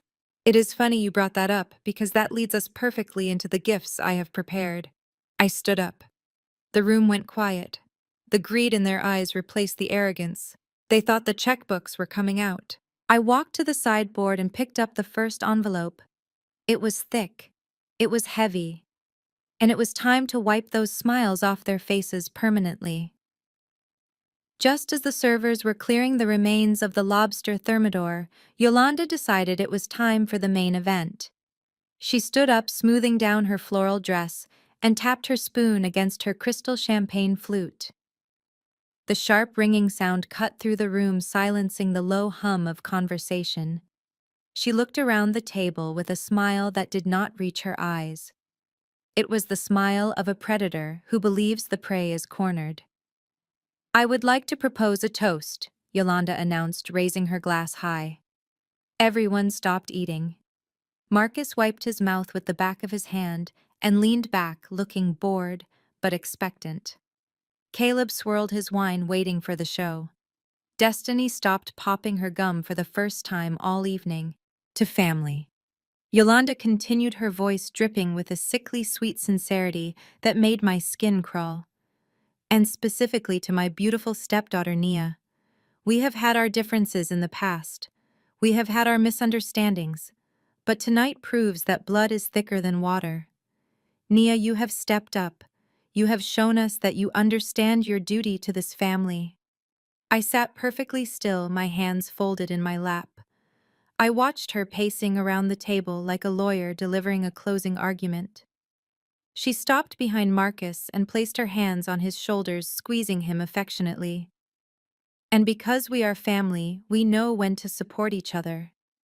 Nia, you mentioned in your text that you had a big surprise for us today. A gift that would fix everything. Well, I have a mother's intuition. Seeing Marcus here with Destiny looking so happy and ready to start their lives together, I think I know what that gift is. She looked directly at me, her eyes challenging me. You have that beautiful two-bedroom condo in Midtown that has been sitting empty since your tenant moved out last month. It is just sitting there collecting dust while your brother is trying to build a future. So I think the perfect way to show your commitment to this family would be to hand those keys over to Marcus tonight. Let him start his marriage off right. A young king needs his castle after all. The room went dead silent. Even Caleb looked surprised by the boldness of the demand. She wasn't asking for a loan anymore. She was demanding a $500,000 asset. She was banking on the fact that I would be too embarrassed to say no in front of a stranger like Destiny, and too weak to defy her in front of my father. I glanced at my father. Otis Vance, the man who was supposed to be the head of the household. He was staring intently at the stem of his wineglass, refusing to look up. His face was flushed with a mixture of wine and shame. He knew what she was doing. He knew she was using social pressure to extort real estate from his daughter. He knew it was wrong. And yet, he said absolutely nothing. He just took another large gulp of wine, trying to drown his conscience. Marcus grinned wide, showing all his teeth. That sounds fair, sis. You got this penthouse? You don't need that condo. Destiny and I could really make that place a home. Right, babe. Destiny giggled. Midtown is a great location. I love the shopping there. I looked at their expectant faces. They were so sure. They truly believed that my silence was submission. They thought the game was over, and they had won. I stood up slowly, picking up my own glass. You are right, Yolanda. I said, my voice steady and projecting to the back of the room where my security team was listening. I did say I had a surprise. And you are right that it involves property and the future of this family. I think it is time we stop with the toasts and start with the gifts. Because what I have in these envelopes is going to change everyone's living situation very quickly. Yolanda clapped her hands together, delighted. See, Otis, I told you she would do the right thing. I walked to the head of the table where the stack of envelopes lay waiting. The time for talking was done. The time for the slaughter had arrived. I picked up the first manila envelope from the stack. It was thick and heavy, just like the lies Caleb had been telling my sister for years. Caleb sat up straighter, adjusting his glasses with a greedy glint in his eyes. He thought this was the check for his cryptocurrency scheme. He thought he had successfully manipulated me into funding his gambling addiction under the guise of family unity. He reached out his hand, snapping his fingers slightly as if summoning a waiter. I did not hand the envelope to him. Instead, I walked past his outstretched hand and placed it gently in front of Zora. She looked up at me confused. Her eyes were tired, worn down by double shifts and Caleb's constant gaslighting. She looked from the envelope to her husband, who was now frowning. Open it, Zora, I said softly. This is the truth you have been too afraid to ask for. Caleb laughed nervously, looking around the table for support. Oh, come on, Nia, stop being dramatic. Just give me the check so we can celebrate. Zora, do not open that. It is probably just some boring legal paperwork for the investment. Zora ignored him. She saw the seriousness in my eyes. She slid her finger under the flap and pulled out the stack of papers. The first thing she saw was the bank statement from the family trust I managed. The one that was supposed to have $40,000 in it. Zora gasped. 4,000? Why is there only $4,000 in here? She looked at Caleb, her hands trembling. You told me the account was growing. You told me you were making deposits every month. Caleb's face went pale. It is just a market fluctuation, Zora. You do not understand how these things work. The market is down right now. Nia is just trying to confuse you with technicalities to make me look bad. It is not a fluctuation, Caleb. I said, my voice cutting through the room like a knife. It is a withdrawal. Look at the next page, Zora. See those transfers labeled Angel Investment. Now look at the lease agreement clipped to the back. Zora flipped the page. I watched the color drain from her face as she read the residential lease for a luxury apartment in Midtown. The tenant listed was not a tech startup. It was Amber, a 22-year-old graduate student, and the signature at the bottom acting as the guarantor belonged to her husband. And just in case the numbers are not enough, I added, look at the photo.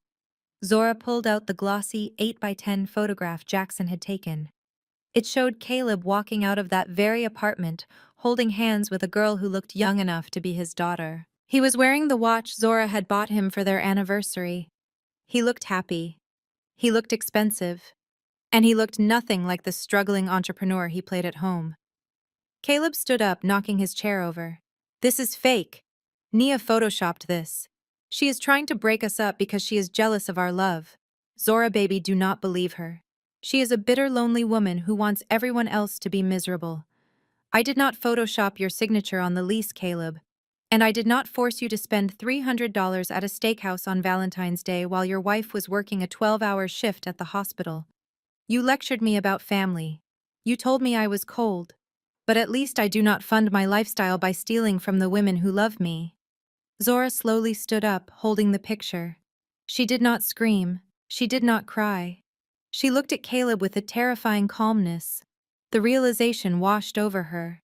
The overtime shifts, the skipped vacations, the years of wearing old clothes so he could look presentable for meetings. It was all a lie.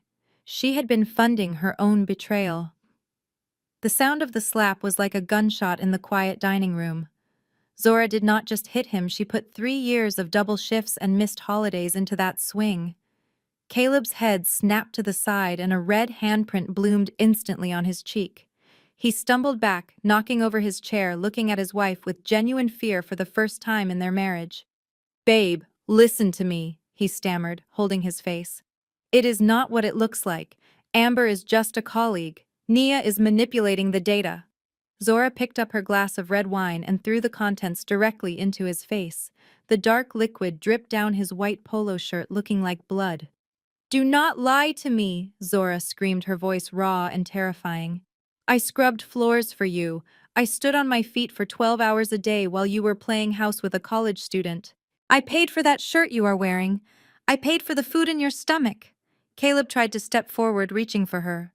Honey, please calm down. We can talk about this at home. We do not have a home, Zora yelled. I have a home. You have a lease with Amber. Go live with her. She grabbed the edge of the tablecloth right in front of his place setting and yanked it with a primal force. The china crashed to the floor. The crystal glasses shattered, sending shards flying across the room. Lobster shells and silverware clattered onto the hardwood. It was a beautiful, chaotic destruction of the false reality he had built.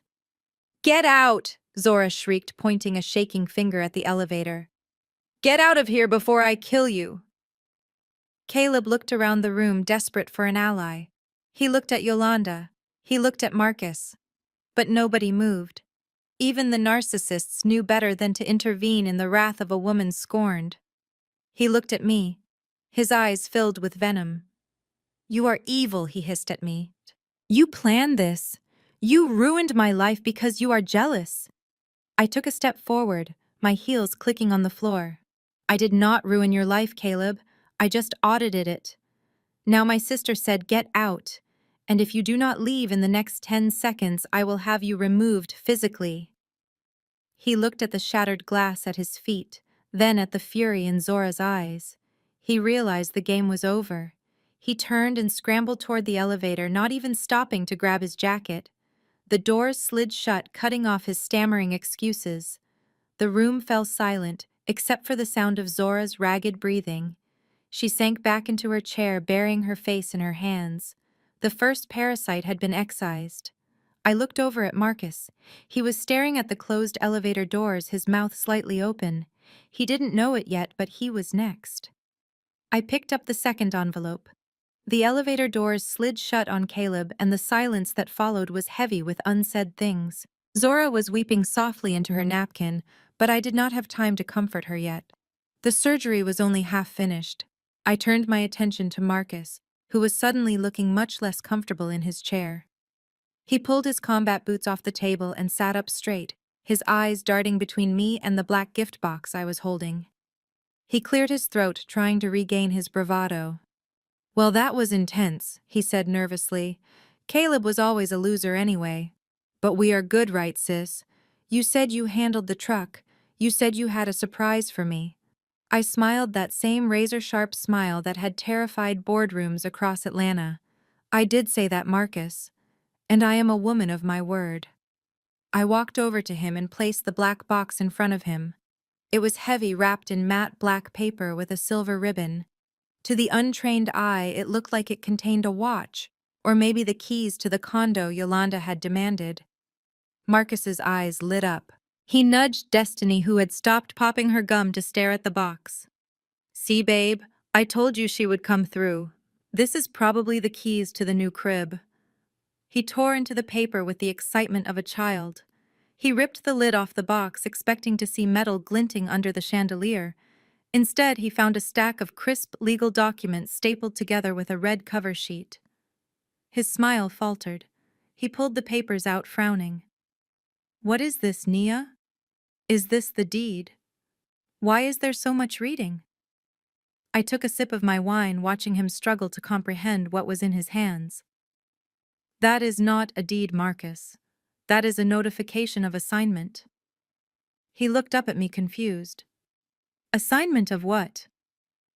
"Assignment of debt," I said, my voice dropping an octave. "Specifically your debt.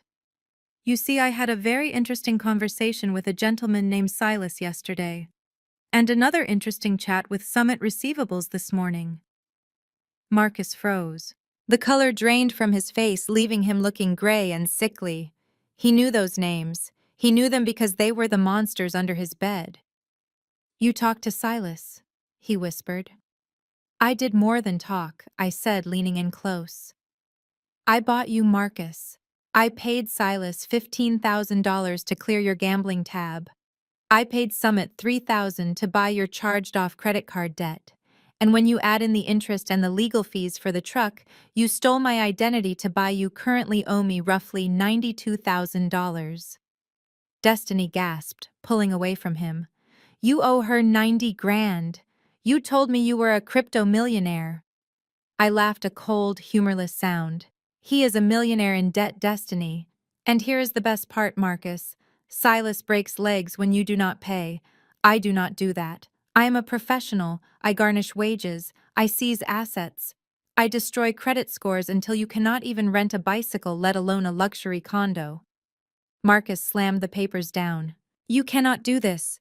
We are family. You paid it off, so it is gone." "That is what family does.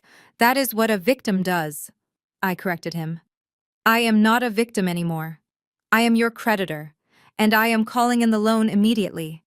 Since you have no income and no assets, I am exercising my right to repossess the collateral." I pulled a remote control from my blazer pocket and pressed the button that opened the sheer curtains. "Look down, Marcus." He ran to the window. Down on the street, a tow truck had just backed up to the white Ford F-150. A man in a jumpsuit was already hooking up the chains. "Hey!" he screamed, banging on the glass. "Hey, stop that! That is my truck!" "It is my truck," I said calmly, "and it is being sold to cover a fraction of what you owe me. As for the rest, you can work it off. I hear McDonald's is hiring." Destiny stood up, grabbing her purse. "You are broke," she spat at him. "You are broke and you live with your mom." She didn't even wait for a response. She walked out, leaving Marcus staring down at the street as his status symbol was dragged away into the night. He turned to me, his eyes full of tears, but I felt nothing. The second parasite had been neutralized. Now there was only one left. The queen bee herself. Yolanda. The mechanical whine of the hydraulic lift drifted up from the street below, cutting through the silence of the penthouse like a dentist drill. Marcus pressed his face against the cold glass, watching his identity being towed away. That truck was not just a vehicle to him.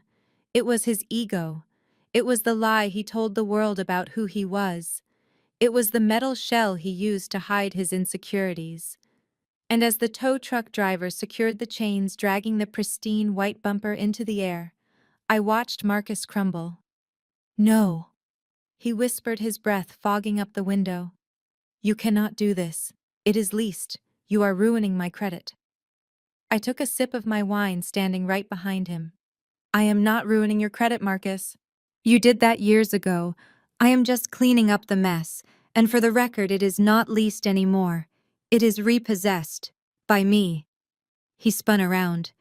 The tears were gone, replaced by a feral rage. He looked at me, and he did not see his sister. He saw the enemy.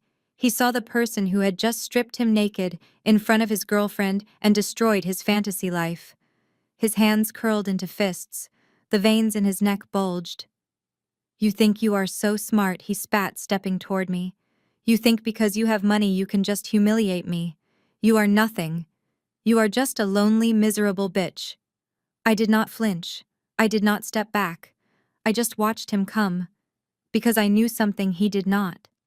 "I will kill you," he screamed, lunging across the room, his arm raised to strike. My father shouted, "Marcus, no," but he was too slow to stop him. I stood my ground perfectly still. Before Marcus could get within striking distance, the frosted glass doors of the study burst open. Tyrell moved with the speed of a striking cobra. He intercepted Marcus in mid-air, grabbing his wrist and twisting it behind his back in a fluid motion that used Marcus' own momentum against him. There was a loud crack as Marcus' shoulder popped, and then he hit the floor with a sickening thud. Tyrell had his knee in the small of Marcus' back, pinning him to the hardwood like a bug. The other two guards fanned out, securing the room, their eyes scanning for threats. Marcus screamed in pain and shock, his face pressed against the floorboards. "Get off me! Dad, help me! She is crazy!" My father jumped up, knocking his chair over his hands, shaking. "Nia, what are you doing? Call them off. That is your brother." I looked down at Marcus squirming under Tyrell's weight. I looked at the fist that was just inches away from my face a moment ago. "No, Dad," I said, my voice ice cold. "That is a debtor who just attempted to assault a creditor, and in the state of Georgia, that is a felony." Tyrell looked up at me, awaiting orders. "Do you want us to call the police, Ms. Vance?" I considered it. I looked at Marcus, pathetic and broken, on the floor. I looked at Yolanda, who was clutching her pearls in genuine terror. "Not yet," I said. "Get him out of here. Escort him to the street. He can walk home. It will give him time to think about a payment plan. And if he ever steps foot on this property again, break his other arm." Tyrell hauled Marcus up by his collar, dragging him toward the door. Marcus was sobbing now, pleading with me, but I turned my back on him. The elevator doors opened, and Tyrell threw him inside. As the doors closed, cutting off his wails, I felt a surge of adrenaline. The physical threat was gone. Now it was just me and the final boss, Yolanda. The silence that followed the scuffle was broken only by the sound of Marcus weeping. It was a pathetic, jagged sound that stripped away every ounce of the street-tough persona he had tried to cultivate. Tyrell had released his grip just enough for Marcus to scramble across the floor, not toward the door, but toward the only safety he had ever known. He crawled on his hands and knees, grabbing onto my father, pant-leg like a toddler terrified of a thunderstorm. "Dad, please," he sobbed, burying his face in the fabric of my father's cheap slacks. "Do not let her do this. She is stealing my life. She is ruining me. Make her stop, Dad. You are the head of this house. Tell her." My father looked down at his son, the boy he had coddled and protected from every consequence for 30 years. He reached down a trembling hand to stroke Marcus' hair. His eyes were wet with tears as he looked up at me.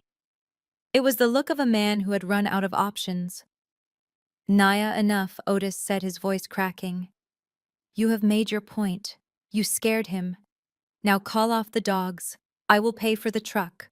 I will write you a check tomorrow for the gambling debt. Just let him go. We can fix this. We are family. I looked at them. Debt. The tableau was almost religious in its tragedy, the father sacrificing himself for the prodigal son. But they forgot that I was the one keeping the ledger, and the accounts were long overdue. I took a slow, deliberate step closer, my heels clicking on the hardwood like the ticking of a clock. You will write me a check. I repeated, my voice flat and devoid of emotion. With what money, Dad? Otis blinked, confusion clouding his grief. With my savings. With the retirement fund. I have money, Nia. I can cover him. I let out a soft, chilling laugh. It is truly heartbreaking how little you know about your own life, Otis. You think you are the patriarch. You think you have the power to fix this. But you are not the savior here. You are just another victim in waiting. I gestured to the last envelope on the table, the one that sat in front of Yolanda. You cannot help him, Dad, because you are about to be destitute. You do not have a retirement fund anymore. You do not have savings. In fact, if you do not listen to me very carefully in the next 5 minutes, you might not even have a house to sleep in tonight. Otis looked from me to Yolanda, who was sitting frozen in her chair, her face a mask of sudden terror. He pulled his leg away from Marcus' grip, stepping back as the realization hit him. What are you talking about, Nia? He whispered. I am talking about the fact that your wife has been busy while you were playing bridge, I said. I am talking about the fact that half of your assets are currently being funneled into a motel room on the south side. You are not in a position to negotiate for Marcus' freedom, Dad. You are in a position where you need to beg me to save you from ending up in a state-run nursing home. Marcus stopped crying. He looked up, sensing the shift in the room. The air had changed. The target was no longer the son. It was the father. And the weapon was the secret I was about to expose. I turned my gaze to Yolanda. She looked small now. The arrogance was gone. She knew what was in that envelope. Open it, Yolanda, I commanded. Show my father why he cannot afford to bail out his son. Show him where his money really went. I picked up the silver remote control from the center of the table. It felt heavy and cold in my hand like a judge gavel. Yolanda was staring at it, her eyes wide with a primal panic. She knew what was coming. She tried to stand up, her chair scraping loudly against the floor, but her legs gave out, and she slumped back down. You mentioned earlier that you wanted a vacation, Yolanda. You sent me a link to a bungalow in the Maldives. You said you needed to heal. But based on the footage I have here, it looks like you have already been taking plenty of little trips. Just not with my father. I pointed the remote at the 85-inch screen mounted above the fireplace. I pressed play. The room was instantly filled with the footage from Jackson's surveillance camera. It was not the Maldives. It was the parking lot of the Starlight Motel on the edge of town. The timestamp in the corner read 2 weeks ago, Tuesday, 7:14 p.m. The camera zoomed in. The resolution was crystal clear thanks to the high-definition setup I had installed specifically for this moment. There was the white Lexus my father paid for, and there was Yolanda stepping out wearing a tight red dress I had never seen before. She looked happy. She looked young. She looked nothing like the devoted wife she played at Sunday dinners. And then he stepped into the frame. DeAndre, the personal trainer, the man she had introduced to us as her distant cousin from Macon. My father let out a strangled sound like an animal in a trap. No. That is DeAndre. That is her cousin. Keep watching, Dad, I said, my voice void of pity. On the screen, Yolanda threw her arms around DeAndre's neck. She kissed him. It was not a cousinly peck on the cheek. It was a long, passionate embrace that left no room for interpretation. The surround sound system amplified the sound of their laughter as they pulled apart. Then came the money shot. Literally. Yolanda reached into her purse and pulled out a thick white envelope, She handed it to him. He opened it and fanned out the cash. Hundreds, thousands, my father's pension, my father's savings, the money I had given them for the roof repair. Yolanda lunged for the remote, screaming, "Turn it off! Turn it off right now! You are sick, Nia. This is private." Tyrell stepped forward, blocking her path without even raising his hands. She bounced off his chest and fell back against the table, knocking over a vase of hydrangeas. Water spilled across the floor, mixing with the shards of glass from earlier. I did not turn it off. I let it play. I let them watch as she led him into room 104. I let them see the betrayal in high definition. "That is $5,000 in that envelope, Dad," I narrated, pointing at the screen like a weatherman predicting a hurricane. "She gives him that allowance every month. That is why you cannot afford to fix the air conditioning. That is why you are driving a 10-year-old car. You are not just supporting a wife, you are sponsoring a gigolo." My father stood up slowly. He looked from the screen to Yolanda. His face was gray. The denial that had protected him for years finally shattered under the weight of the pixels. "Cousin," he whispered, his voice breaking. "You told me he was family. I grilled steaks for him. I let him sleep in my guest room." I shook his hand. Yolanda was sobbing now, curled up on the floor near Marcus' feet. "It is not what it looks like, Otis. He needed help. He was in trouble." "He was in trouble," I interrupted. "And you were in love, or lust. It does not matter. What matters is that you breached the marital contract. And in the state of Georgia, adultery bars you from receiving alimony." I pressed the stop button, freezing the image of Yolanda kissing her lover on the giant screen. It loomed over the room, a towering monument to her deceit. "Happy Mother Day." "Yolanda," I said, placing the remote back on the table. "I hope the motel room was worth it. Because it just cost you everything. You might be able to forgive the infidelity, Dad, because some men are weak like that. But I do not think you will be able to forgive the embezzlement. You see, cheating is a moral failing, but stealing from a 65-year-old man on a fixed income is a financial crime. And Yolanda has been very busy moving your money around." I reached into the centerpiece and pulled out the final document. It was not a photo. It was a forensic accounting spreadsheet, color-coded for easy reading. I slid it across the mahogany table toward my father. He looked at it like it was a death certificate. His hands were shaking so bad he could barely hold the paper. "Look at line 4, Dad. Do you remember that roof leak last winter? You told me it cost $12,000 to fix. I gave you the check. You deposited it into the joint account. Now look at the withdrawal column for the same day." Otis squinted at the paper, his eyes filling with tears. "It says transfer to Cash App." "Exactly. And do you know whose Cash App handle that is? It belongs to DeAndre. You have been living with a bucket under a drip in the hallway for 6 months because Yolanda told you the contractor was backed up. There was no contractor. There was only her boyfriend and his car payment." Yolanda tried to crawl toward him, grasping at his leg again. "Otis, listen to me. It was a loan. He was going to pay it back. I was investing for us." I cut her off with a sharp laugh. "Investing? Is that what we are calling it now? Let us look at the next page, Dad. This one is the big one. Your 401k. The nest egg you worked 40 years at the plant to build. You told me you had about $200,000 saved up for retirement. You were planning to buy a boat. You were planning to rest." Otis flipped the page. I watched the color drain from his face until he looked like a ghost. He dropped the paper. It fluttered to the floor, landing in the puddle of spilled water. "It is gone," he whispered. "It says zero balance." "It is gone, Dad. She forged your signature on a hardship withdrawal form 3 years ago. She claimed you had medical expenses. She liquidated the entire account. The penalties were massive, but she did not care. She took the cash and she bought him that Dodge Challenger. She bought him the gold chain he wears in the video. She bought him the very bed they are sleeping in at that motel." I walked over and stood over my father. I did not feel pity. I felt the cold satisfaction of a surgeon who has finally cut out the tumor.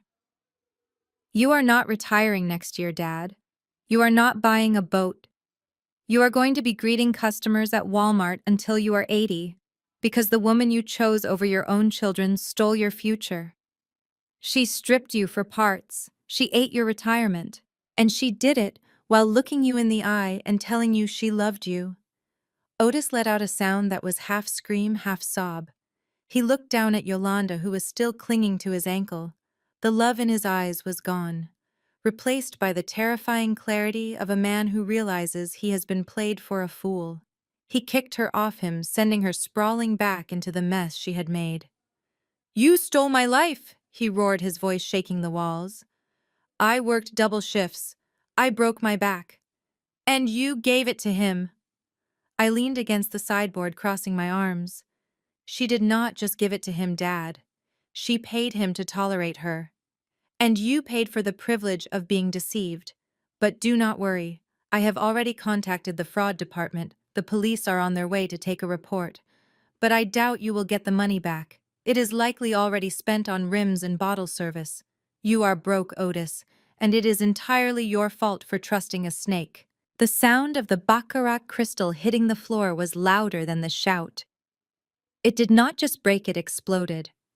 Red wine splashed across the hem of Yolanda's floral dress and soaked into the expensive Persian rug I had bought last year. But Otis did not even flinch. He just stared at his empty hand, as if wondering how he had lost his grip on everything so quickly. He looked down at Yolanda. For the last 10 years, this woman had been his sun and moon. He had alienated his friends for her. He had neglected his children for her. He had literally worked himself into a hernia repair surgery to buy her the things she said she needed to feel secure. And now, staring at the forensic accounting of his own ruin, the filter finally fell away. He did not see the charming, vulnerable woman he married. He saw a leech. He saw the cold calculation in her eyes that he had mistaken for concern. He saw the years of gaslighting, the lines about how I was just jealous, or how Marcus needed a second chance. He realized that every time she told him, "Let me handle the finances, baby. You worked too hard, it was part of a long con," and he was the mark. Yolanda tried to stand up, slipping in the wine and the water from the flowers. "Otis, please," she begged, reaching for his hand. Her voice was high and frantic, the sound of a cornered animal. "It is just numbers. We can fix it. I will get it back from DeAndre. He promised me a return on investment." Otis took a step back, moving as if he were underwater. He looked at her hand, the hand wearing the diamond ring he had refinanced his truck to buy, as if it were a venomous snake. "Do not touch me," he whispered. The silence in the room amplified his voice. It was not angry, it was dead. "You spent my life, Yolanda. I trusted you. I defended you against my own daughter." He looked over at me. His eyes were red-rimmed and hollow. For the first time in a decade, he really saw me. He did not see the ATM machine. He did not see the stubborn daughter who would not just get along. He saw the only person in the room who had not lied to him. He saw the person he had betrayed to protect the woman who was currently robbing him blind. "I remember when you told me to be the bigger person, Dad," I said, my voice cutting through the tension. "I remember in the parking lot when you said her hormones were making her spend money. Was it hormones when she forged your signature on the retirement withdrawal? Was it menopause when she booked the motel room? Or was she just playing you?" Otis closed his eyes. A single tear tracked through the wrinkles on his cheek. I could see the shame burning him alive. It is a terrible thing to realize you have been the villain in your own child story because you were too weak to see the monster in your bed. He looked back down at Yolanda, who was now sobbing into the rug, ruining her makeup. "Get up," he said, his voice finding a shred of steel. "Get up and get out of my sight. You are not my wife. You are a thief, and I never want to see you again." Yolanda froze. She looked up, realizing the act was not working. The tears stopped instantly. The mask slipped completely. She stood up, wiping the wine from her dress, and glared at him with pure hatred. "Fine," she spat. "You were boring anyway." And broke. She turned to leave, but I stepped in front of her, blocking the exit. "Not so fast, Yolanda. You are leaving, but not with that bag." And certainly not with my father's car keys. Yolanda was clutching her fake Chanel bag like a shield, but I was not done dismantling her. I signaled Tyrell with a quick nod. He stepped in front of the elevator, crossing his massive arms blocking her path. You are not going anywhere just yet, Yolanda. We have one last piece of business to conduct before you are escorted off the premises. I reached into my briefcase, which had been sitting by my feet the entire dinner. The leather felt cool under my fingers. I pulled out the document I had spent 3 nights drafting with my attorney. It was thick, it was comprehensive, and it was the only thing that could save my father from total ruin. I slapped the document onto the wet table right next to the puddle of spilled wine. The paper soaked up the red liquid, turning the edges pink like a fresh wound. Dad, I said, my voice demanding his full attention. Look at this. Otis wiped his eyes, trying to focus through the fog of shock and alcohol. He looked at the bold letters at the top of the page. Petition for dissolution of marriage. What is this, Nia? He whispered, his voice trembling. It is a divorce filing, Dad. Contested. Fault-based. Citing adultery and financial misappropriation. I have already filled out everything. I listed the house, the remaining assets, the debts she racked up in your name. I have attached the photographic evidence of the affair and the forensic accounting of the theft. All you have to do is sign on the dotted line. Otis looked at the paper, then at Yolanda, who was staring at him with a mixture of fear and defiance. He looked back at me, his hands shaking violently. Nia, I need time. This is too much. I cannot just sign this right now. We need to talk about this. Can we not do this tomorrow? I slammed my hand down on the table, making the silverware jump. No, Dad. There is no tomorrow. There is only right now. I knew my father. I knew that if I let him walk out of this room without signing, he would go home and sit in his favorite chair. He would look at the photos of their wedding. He would let her cry and apologize. He would convince himself that he could forgive her because he was terrified of being alone. He was an addict, and she was his drug. I had to stage an intervention. You have spent 10 years choosing her over me, Dad, I said, my voice dropping to a low, intense register. You chose her comfort over my dignity. You chose her lies over my truth. You let her steal from me. You let her son abuse me. And I stood by and took it because I wanted a father. I wanted you to love me enough to protect me, but you never did. I uncapped my expensive fountain pen. The gold nib glinted under the chandelier. I held it out to him. But I am done begging, Otis. I am done being the bigger person. You have a choice to make, right here, right now. You can sign that paper and cut this cancer out of your life, or you can walk out that door with her. He looked at me, his eyes wide with panic. Nia, please. I did not blink. If you leave with her, Dad, you lose me. I mean it. I will block your number. I will sell the note on the house I helped you refinance. I will let the creditors come for you. You will never see me again. You will die alone in that house with a woman who hates you and is waiting for you to die so she can cash the insurance check. I shoved the pen into his shaking hand. So who is it going to be, Dad? The thief who stole your retirement and slept with her cousin? Or the daughter who is trying to save your life? Sign the paper, or say goodbye to me forever. The scratching of the pen against the paper was the loudest sound in the world. It was a jagged, frantic sound like an animal clawing at a trap. My father's hand shook so violently that the signature looked more like a seismograph reading of an earthquake than his name, but it was there. Otis Vance. With that ink, he severed a decade of manipulation. He cut the cord that had been strangling his finances and his relationship with his only loyal child. He dropped the expensive fountain pen onto the table and it rolled away, stopping against the wine-stained divorce petition.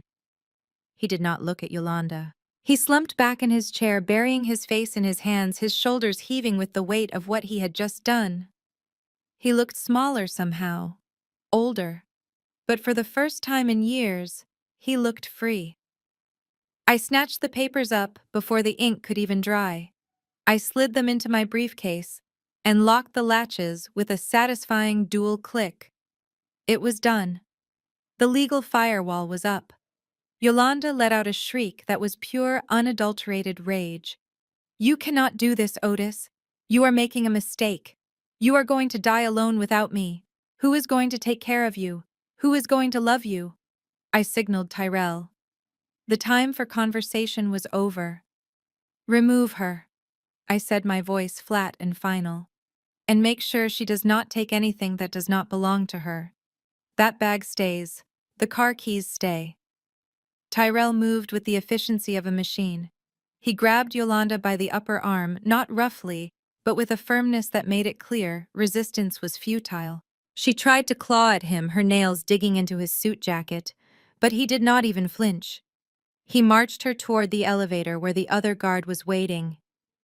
"My bag!" she screamed, reaching back toward the table. "My Chanel bag! That is a counterfeit, Yolanda," I called out as they dragged her away. "Just like your marriage." The elevator doors slid open, revealing Marcus, who was huddled in the corner of the cab, nursing his shoulder and looking like a wet rat. Tyrell shoved Yolanda inside. She stumbled, colliding with her son. The two of them, the architect of my misery and her favorite project, were finally where they belonged. Together and cornered.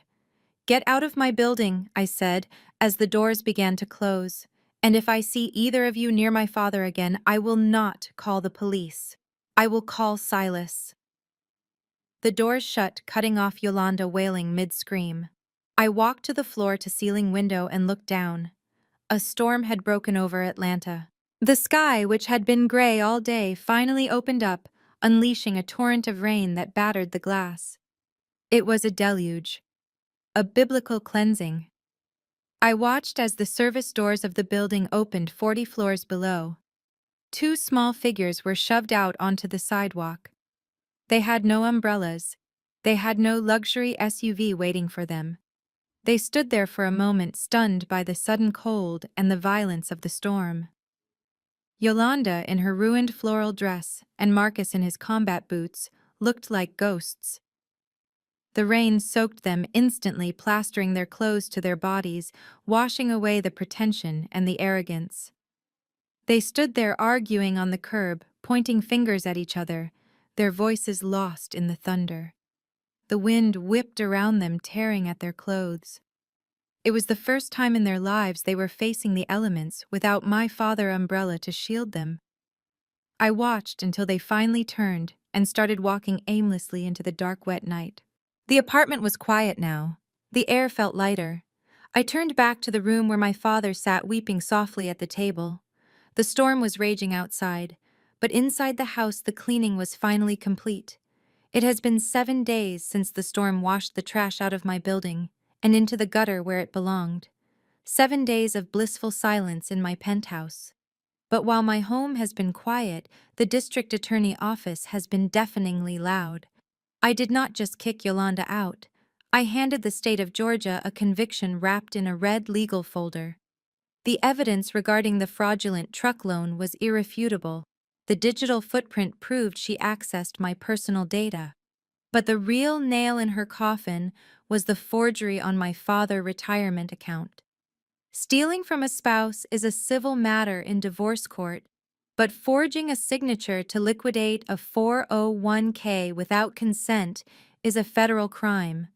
It is wire fraud. It is identity theft. And because my father is over 65, it is classified as elder abuse.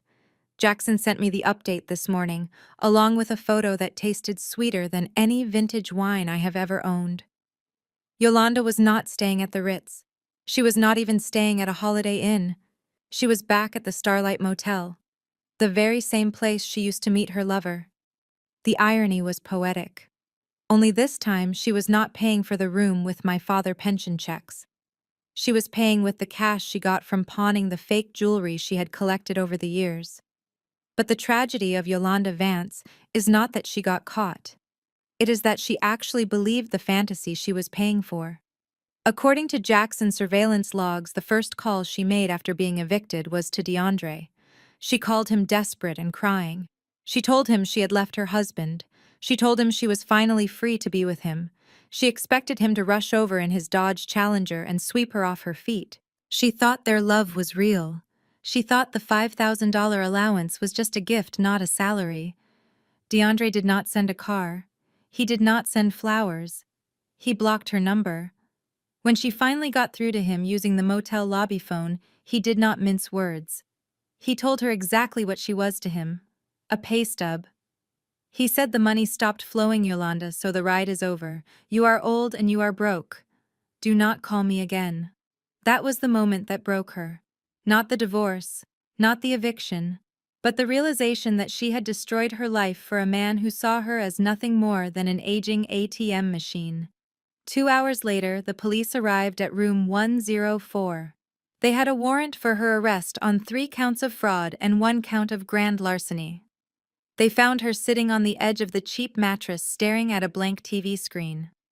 She did not fight them. She did not scream about her rights or demand to speak to her lawyer because she could not afford one. She just held out her hands and let them click the metal cuffs onto her wrists. I watched the body cam footage later. She looked small. She looked tired. She looked like a woman who had gambled everything on a lie and lost. She wanted a life of excitement and danger. Well, she got it. She is now the star of her very own criminal investigation. And as for DeAndre, I am not worried about him getting away with it. I forwarded his Cash App history to the IRS this morning. He will be joining her in the legal system very soon. Justice is not just blind. In my hands, it is thorough. While Yolanda was trading her dignity for a motel room key, the men of the Vance family were discovering that gravity is a harsh mistress. They had spent years floating on a cloud of other people's money, but the atmosphere had finally evaporated, and they hit the ground with a bone-shattering thud. Caleb was the first to realize that his charm had no currency in the real world. Zora did not just file for divorce, she executed a tactical scorched earth policy. She changed the locks on the apartment an hour after the dinner. She contacted the bank and froze the joint accounts. She even called the leasing office of the luxury apartment where Amber lived and informed them that the guarantor was withdrawing his support effective immediately. I heard through the grapevine that Caleb tried to crash on Amber's couch that first night.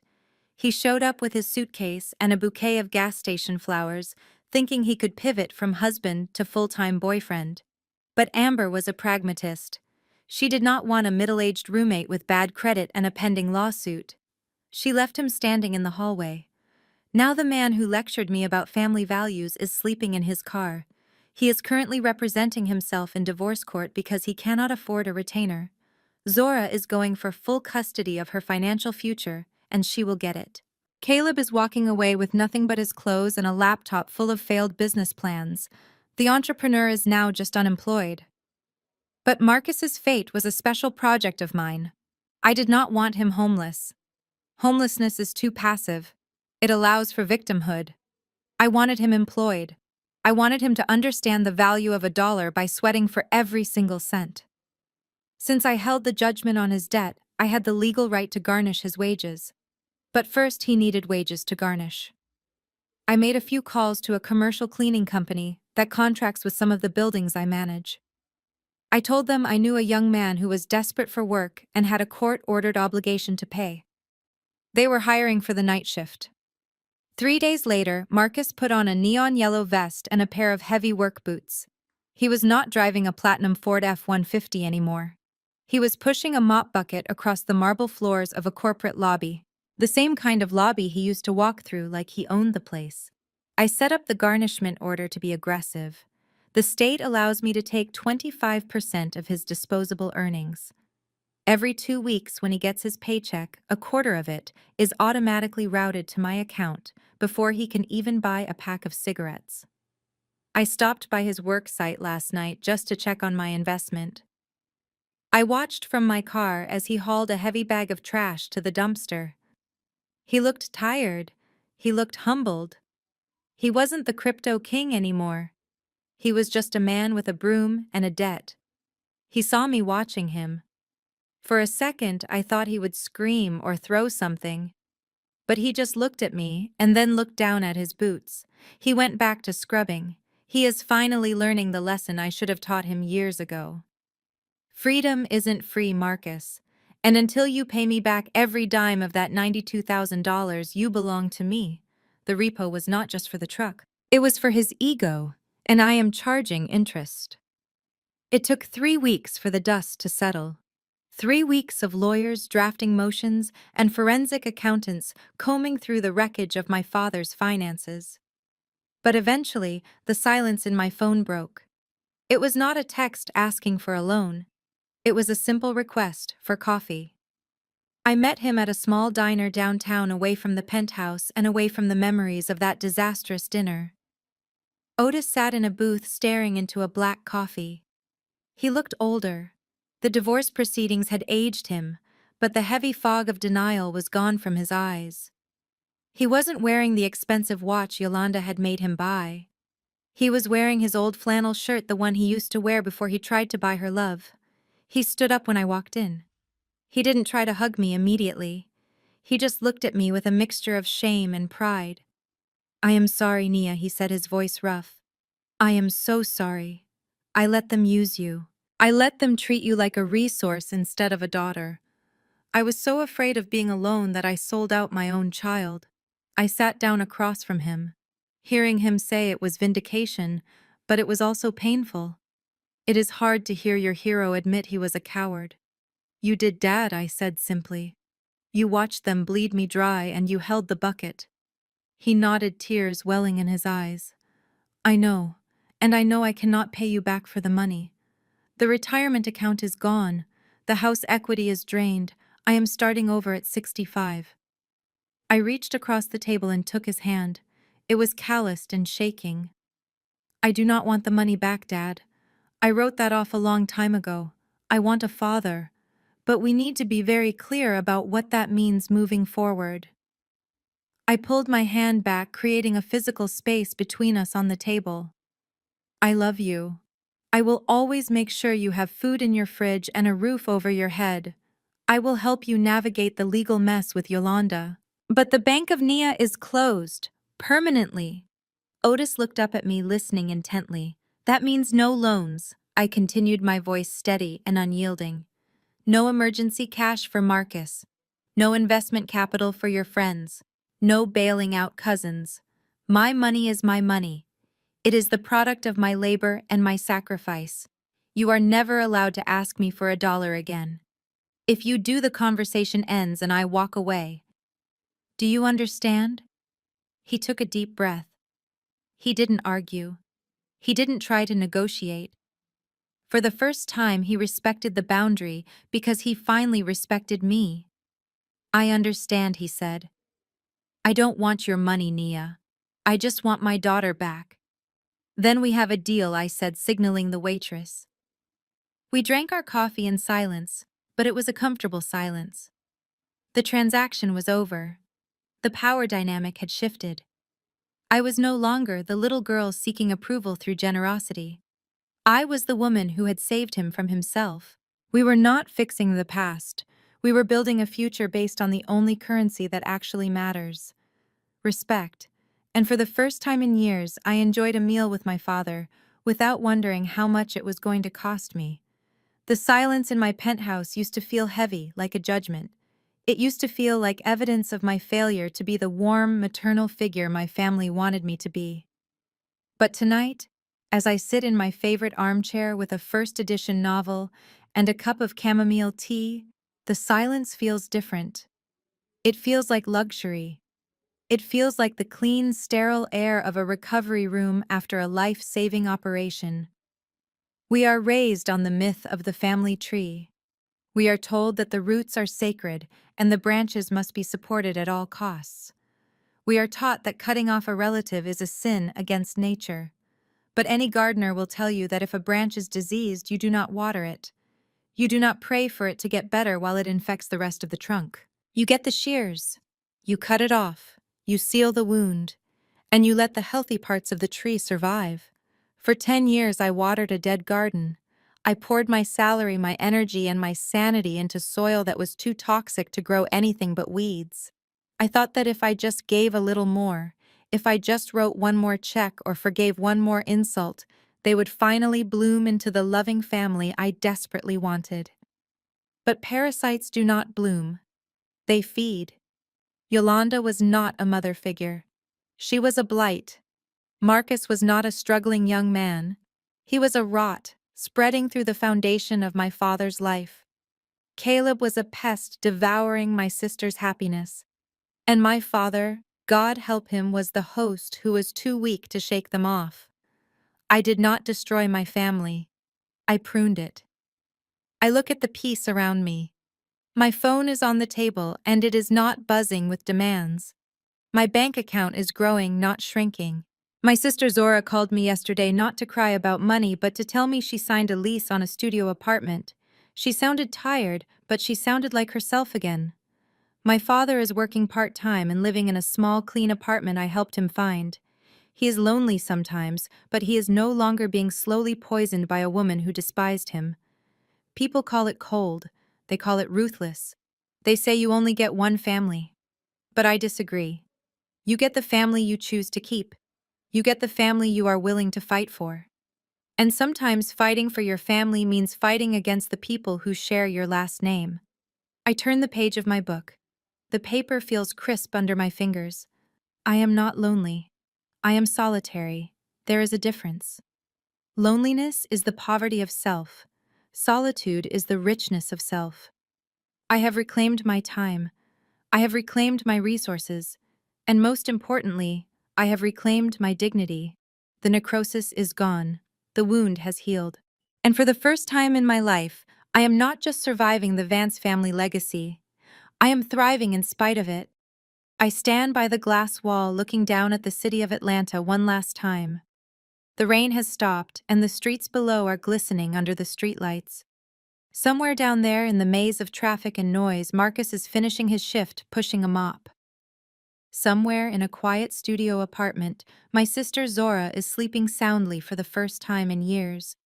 And somewhere in a cell, Yolanda is realizing that actions have consequences. The final bill for that Mother's Day dinner was astronomical. Between the private investigators, the forensic accountants, the purchase of Marcus' bad debt, and the legal fees for my father's divorce, I spent close to $150,000. That is the price of a luxury car.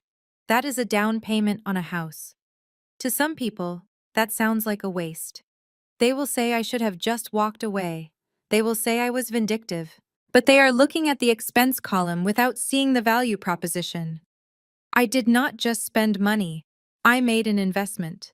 I bought my father dignity back. I bought my sister a future free of financial abuse. And most importantly, I bought my own freedom. I bought the right to wake up on a Sunday morning without dreading a text message asking for a loan. I bought the right to walk into my own home without feeling like an intruder. I bought the silence that fills this room right now. Yolanda wanted the most expensive gift I could afford. She wanted a trip to the Maldives. She wanted a life of leisure funded by my sweat. Well, I gave her something even more valuable. I gave her justice. It was the most expensive Mother's Day gift in the history of the Vance family, but it was worth every single cent. We often think of freedom as something we are born with, but for some of us, freedom is a luxury item. It is something we have to purchase with hard choices and uncomfortable truths. It is something we have to defend with boundaries that are as strong as steel.